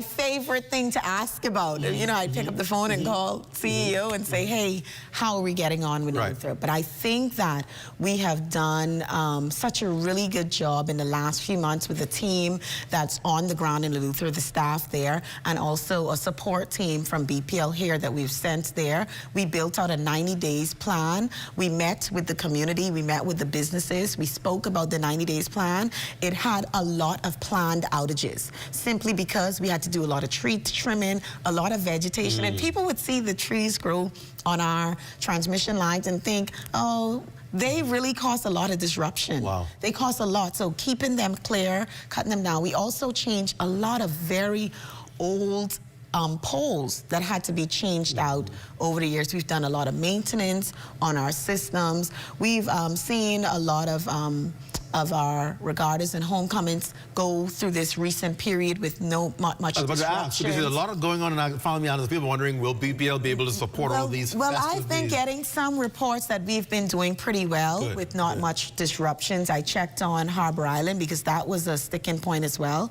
and I got a report from the MP there that they went through their spring break, really, really good, reliable service, and so our teams have been working overtime to make sure we have the improvements we need to get us through the period before our PPAs actually are commissioned and come on stream. And so I think we've gotten a really good spirit in BPL and them wanting to give the level of service and make sure the Bahamians are proud of what they're doing. And so I'm happy with the teams that are there. And it has been some growing pains because you got to make sure they buy in to what you're trying to do and make sure that they are ready to take on the task and prepping them. We've had a lot of meetings as well to make sure that they're there. You know, I'm going to end on this note because, of course, at the end of the day, it all matters. How does it impact people's pockets? So let's talk about the Equity Rate Adjustment Initiative. How's that working? Explain to people what that is, because really what that means, in my terms, your electricity going down. Well, first of all, your producer printed off her bill for me just before I came on. Her January bill was $1.91. She was out of country. You don't worry where she was. That's just a good praise report for me as minister. But I will say the Equity Rate Adjustment Program, what we did notice is we had not have a tariff rate adjustment in a number of years. And so there was some skew in the level of who was paying what and trying to balance that out. We wanted to make sure that we were tackling some of the lower usage homes, and so we did a zero rate at the base rate at anything less than 200 kilowatt hours usage. So the base rate is your usage. Then you also have a fuel charge, which is the fuel that we accumulate to produce your power. And so you have that zero. And so that is seeing such a large decrease in a lot of bills across the country. And we just got a update data report from BPL, which I alluded to in my speech earlier today, that 64,000 customers experienced bills under $126 for the month of March. Hold on. For the month of March. 64,000. We have 91 or 92,000 residential consumers. So 64 of the 90,000 plus. 120. And people used to complain that their light bill used to be almost a second mortgage. Well, you know, I'm getting all kind of love now in my constituency. They say, I'm sure. man, my bill lower than my cable bill. People said it used to be a mortgage. Well, you know, you have to remember now, we're in a very volatile environment when it comes to fuel prices. Right. And so as it goes up and down and fluctuate, and it's usually on the fuel that we're trying to remove, the heavy fuel and the diesel. Diesel is very expensive. And we're heavily reliant on diesel in most of our engines. And so when that skyrockets, it's a pass-through by law. And so that's usually what, so our challenge was, and so getting more of our engines to utilize the HFO, which is very cheap, but it's filthy. But during this transition, you still have to find a way to reduce the cost to homeowners. So putting more of our engines on HFO and less of our reliance on the diesel also contributes to bringing down the cost. Also running our engines efficiently. So the newest engines, you put them on the roster first. So it's just like you come into work on a shift. You say, well, the new engines, you can go on the first shift because everybody going to work, they turning on light, air conditioning, whatever, school's open. That's the demand is large at those hours. And then at the later hours. In the middle of the day, people on lunch break, they ain't really paying attention. So you put the better, more efficient engines on. The heat index rate is lower, and so you use less fuel to power up our buildings. You got it like a science. Well, I mean, I studied this, so. Well, I'll tell you, you know, in ZNS, when you're exceptional, you end up getting an increment. Minister, I think you would get an increment because because you are achieving what it is that people want to see happen, and sadly that's not often in government where people actually go in and they achieve what they set out to do. I made sure to keep reminding myself daily that the Bahamian people gave the Davis administration a mandate, and then he entrusted me with a portion of that mandate.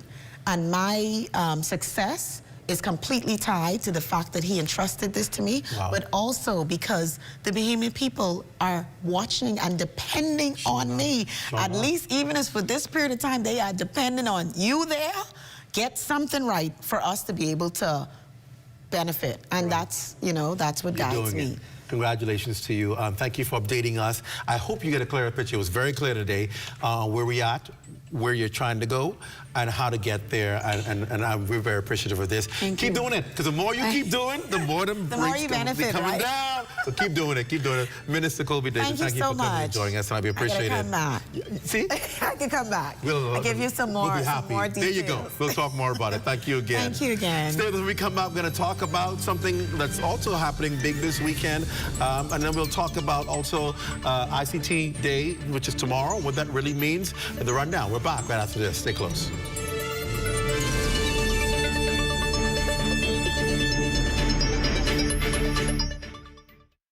The internet isn't just for surfing. There's a sea of shoppers buying online, and you can connect with them on Tingsy. Tingsy is the SBDC's online storefront built for Bahamians. Take your business to the next level by selling to customers online, both at home and around the world. People want Bahamian things, and if you got things to sell, sell on Tingsy. Find out how you can connect with a sea of buyers by visiting tingsybahamas.com.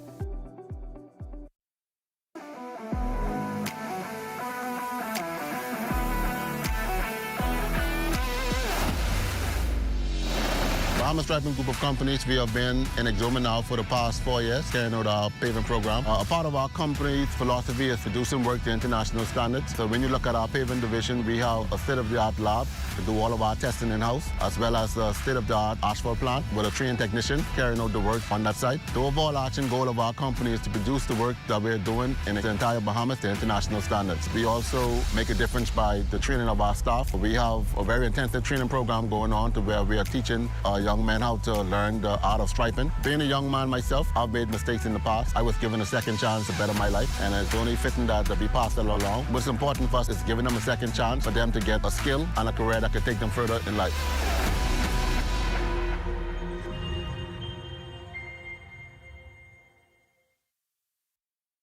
You've got termites and need to get rid of them fast? Trust Rentokil Initial. With over 60 years experience in the Bahamas, the global brand, training, and expertise can't be beat. Only Rentokil Initial gives you a 3-year warranty and payment plan options on termite fumigation. No one can match the range of treatments we offer, such as fumigation, pre-construction treatments, termite monitoring, and more. No matter where you are in the Bahamas, we will come to you. When it comes to complete termite eradication, there's only one name, Rentokil Initial. Hi everyone, when heading to Florida to shop for your essentials, book your transportation with GoGoFlorida.com. The $100 cash deposit is back now on your debit card. Accepted at Fort Lauderdale, Miami, Palm Beach, and Orlando. Now there are lots of options to choose from, but I like the Tesla X, the electric vehicle, because I don't have to worry about gassing up. Or the Jeep Compass Seating 5 with lots of space for your luggage or shopping bags. For the best deals, book now at GoGoFlorida.com, BahamasAir.com, and also available at Bahamas Air Sales Office.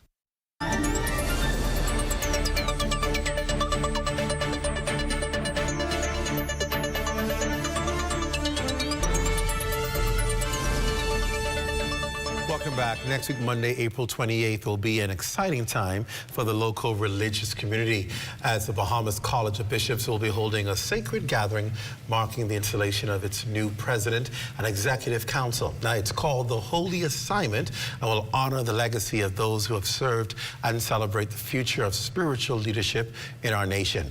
And for a bit of history, the Bahamas College of Bishops is a non-profit organization formed in 2018 and has grown to over 40 members nationwide. The college's focus is the enrichment, education, and empowerment of its members. The college has embarked upon a plan of action to impact members and their communities. Now, on the desk with me tonight are Bishops Christopher Minnis, who will be installed as the president personal assistant, and Bishop Wesley Thompson will be installed as the second vice president. Gentlemen, good evening. Welcome to the Rundown. Good to have both of you here. Good evening. Blessing. Good evening. Blessing. So when we talk about the College of Bishops, a lot of people are wondering, well, what is that really exactly like? How does it function? What is its main purpose? Let's start right there. Let's start with you, Bishop Minnis. What is the purpose of the College of Bishops? Well, firstly, Minister Clint, the purpose of the college is to empower, enrich, and deal with a whole lot of our social and our moral issues, and more importantly, our spiritual connect with God. Is this an advisory board to bishops, or is it more so for the churches? Well, for both. Firstly, what we would do, straight across the border, straight across the spectrum, we have bishops from practically all denominations. So from that, we bring this group of men of God together with this kind of strength and energy, so that we can go out and embark upon building the community, building our people, and specifically our young men. Because for the most part, we would see men, but they always seem to be divided. They always seem to see their differences.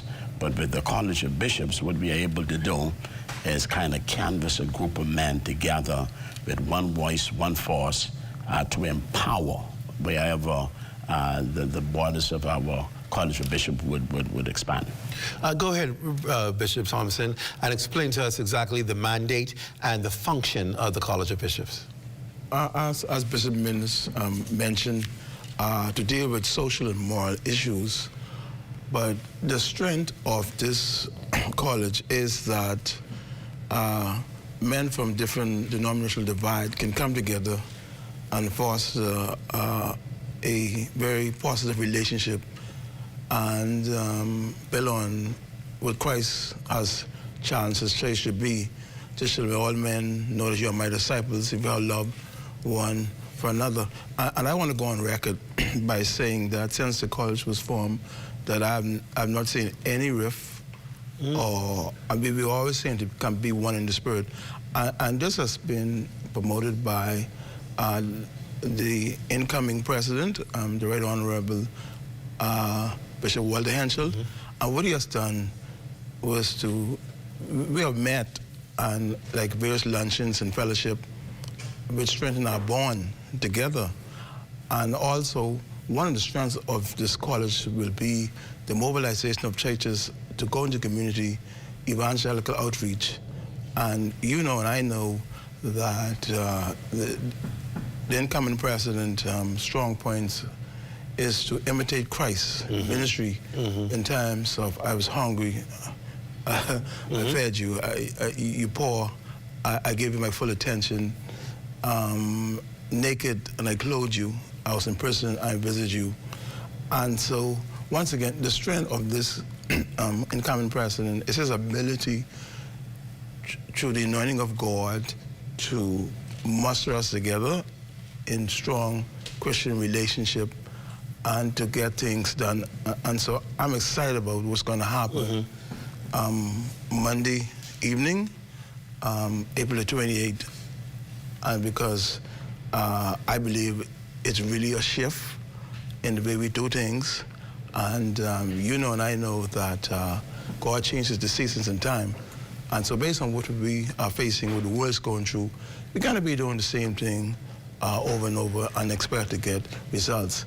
And so I am part of the executive team, and we're bonding well together. And it's amazing, you don't get to see, you don't interact with pastors, but this has caused us to network, and we've been supporting each other's, and so I'm excited about it.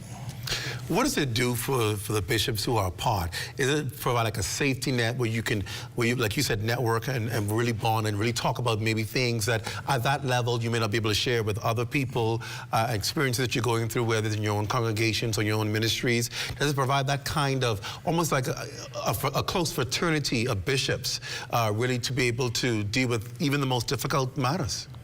Yes, it really does, because if you noticed, even as ministers and ministries, they go through challenges, they face difficulties, and sometimes they face with situations where they themselves, even a spiritual leader, need help. But there are little places or little few persons you can go to sitting in the seat that you are sitting in to try to seek some help. But one of the strong points of the College of Bishops, if a brother is going through some transition, is going through, let's say, even a challenge in marriage or the loss of a family member, the bishop loses his wife, and he's going through a time of grief, he needs somebody that, that he can throw their hands around him as a collective body and be there for him to strengthen and to nurture and to get him back to function. And so the College of Bishops will really cater in those areas in a real powerful way. Sometimes you may have bishops or leaders of churches going through challenges with members financially, going through situations that they even somewhat embarrassed or ashamed to discuss. But with the College of Bishops there, we could come together, cover that bishop, strengthen that bishop. And sometimes you find even persons will look at churches and the bishop may even fall in a problem.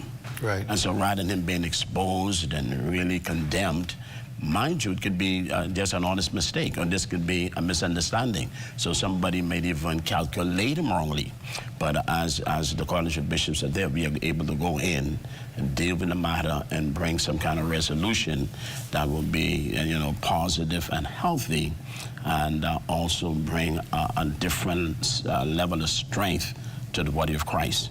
And so rather than this fragmented group, because even in ministries, the more fragmented ministries are or divided they appear to be, then that's the more, they're more weak, more vulnerable. But with a collective group together, we are much stronger. I'll give you about 30 seconds left, so Bishop Thompson, I'll give that to you. How does one become a part of the College of Bishops? Is it by invitation or once you reach the level of bishop? Well, first of all, the main thrust of the College of Bishops is to have training sessions and enrichment seminars. And so we look at where a young man may be at, and the Bible says if a man decides the office of a bishop,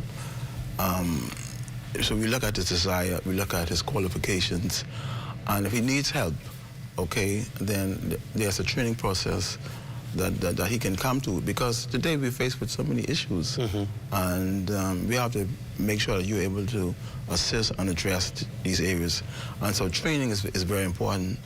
And then how do you become a part of it is that, like, for example, when I was consecrated as a bishop, I was interrogated. Let's say you start with, okay? 20 bishops came in at Pleasant Green Baptist Church, and the first one they interviewed was my wife. She had to give me a good report. Right. You see? And then someone from a community, and the community where I work. And so that was important, because the Bible says a bishop should be blameless within and without. And so what are people saying about Bishop Thompson in the community? And my God, if the wife can't give you a good report. You're right. You see? You're right. Yeah. All right, so of course the installation takes place on Monday? Monday coming. Where? At the cathedral, Bethel Cathedral. Greater Bethel Cathedral, Blue Hill Road South. Yes, sir. Obviously, if you know where that is, by Carlton Francis, right to that corner there. What time? 7:30 p.m. 7:30 p.m. And so if you want to be a part of it, you want to see what it's all about, you want to go down and see and be a part. Bishops, thank you for being here tonight. We appreciate it. Blessings. Thank you. Blessing to you. And indeed, the general public is invited. It's invited. It's open to everyone. Yeah. Stay with us when we come back. ICT Day is tomorrow. Do you know what that means? We're going to find out right after the break. Stay close.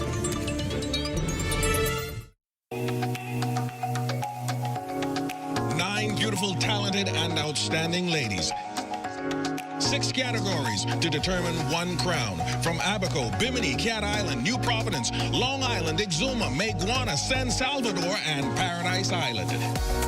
It's the 2025 Miss Teen Universe Bahamas pageant. Get your tickets today. Preliminaries Friday, April 25th at the Atlantis Theater, Paradise Island. $45 at eventbrite.com. And the grand finale Sunday, April 27th, also at the Atlantis Theater. Tickets $65 at bahamaseatickets.com. A special guest appearance all the way from India, the reigning Miss Teen Universe. It's a night that's set to be spectacular. Miss Teen Universe Bahamas 2025. Don't you miss it.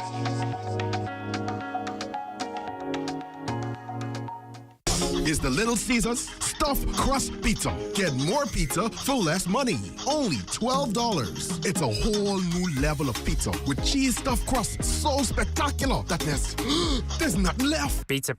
A delicious pepperoni pizza with the crust stuffed with lots of cheese and brushed with butter and garlic flavor and sprinkled with Parmesan cheese. Hot and ready Thursday to Saturday between 4 and 8 for only $12. Simply irresistible. And only at Little Caesars. Pizza.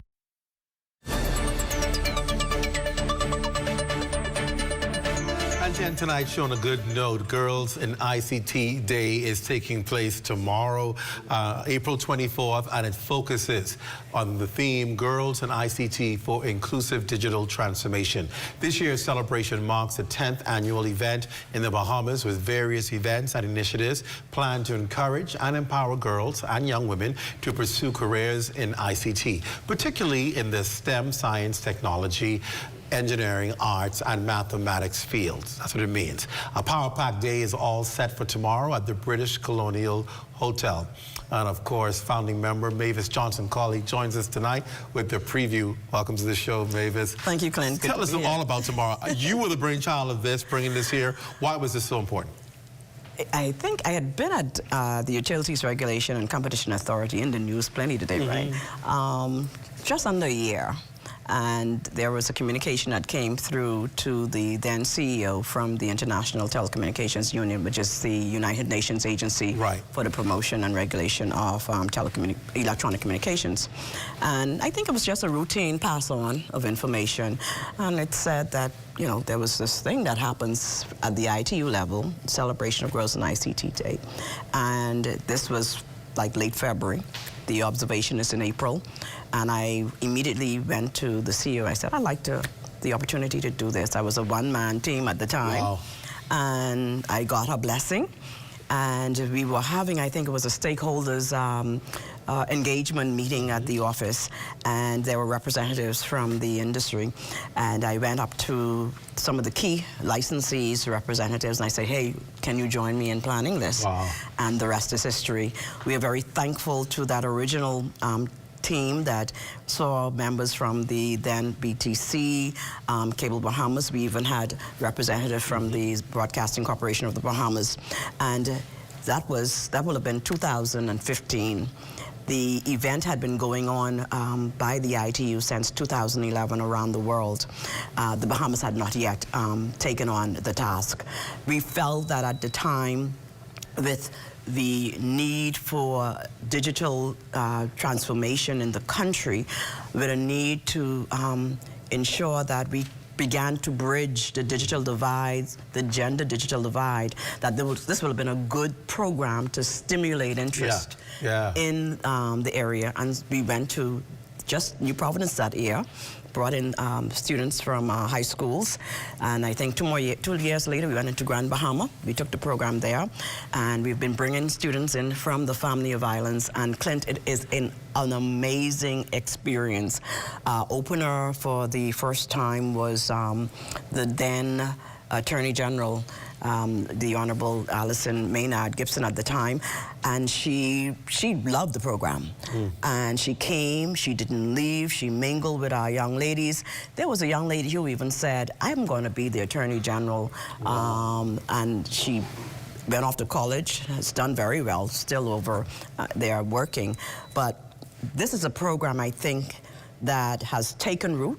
High school students look forward to it, because what we do is we don't just talk about what's happening in the sector. This is one of the fastest growing sectors, right?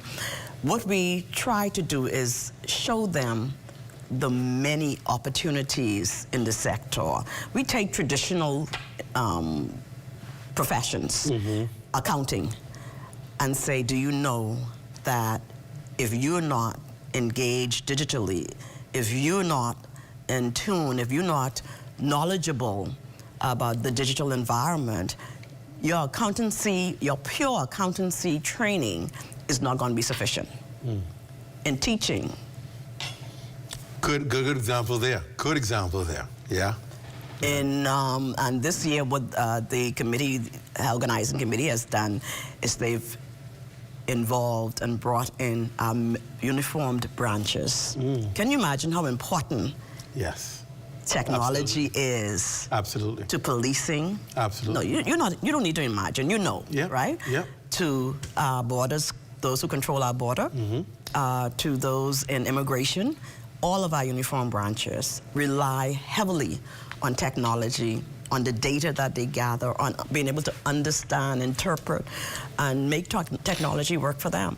And so this year, which I thought was quite unique, they're the ones who are headlining for our students and showing them that, hey, I don't just have to go into a private sector with my interest in science.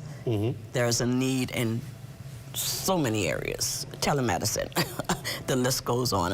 And so we thank you for the role that ZNS has been playing each year to come and assist.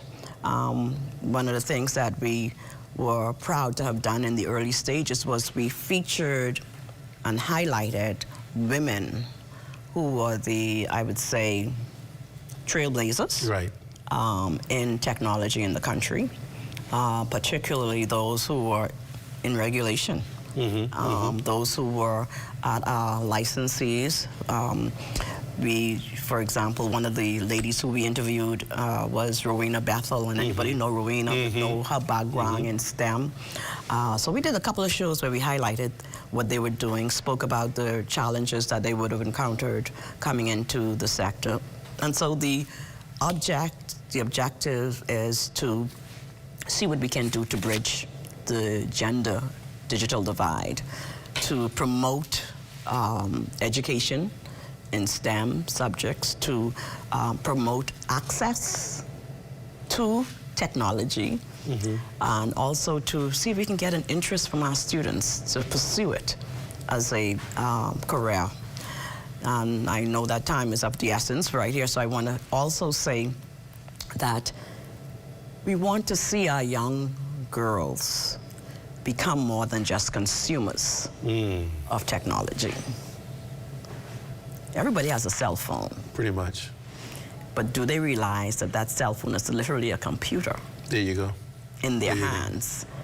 And that they can be creators, content creators. That's right. They can sit on a beach and work. And so if we can get 2 more students every year to understand the power of the technology and not just to use it for social media. Social media and social, that's important, and that it has a role.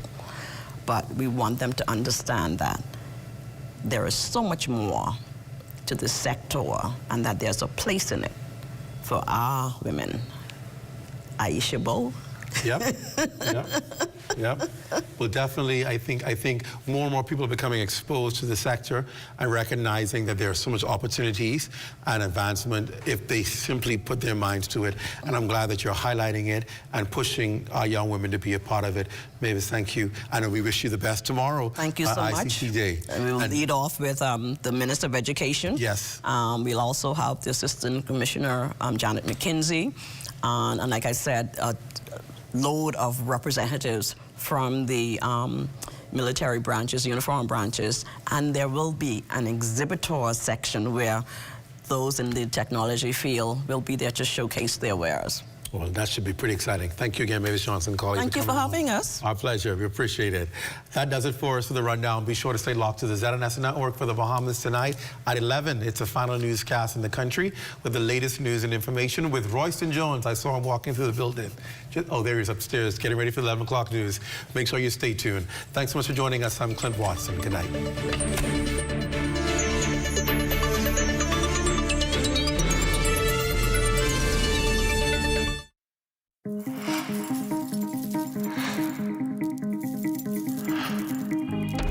Imagine a training hub for career, technical, and vocational excellence, a center that transforms academics to application, preparing confident, competent, and competitive future leaders. An institution that benchmarks industry best practices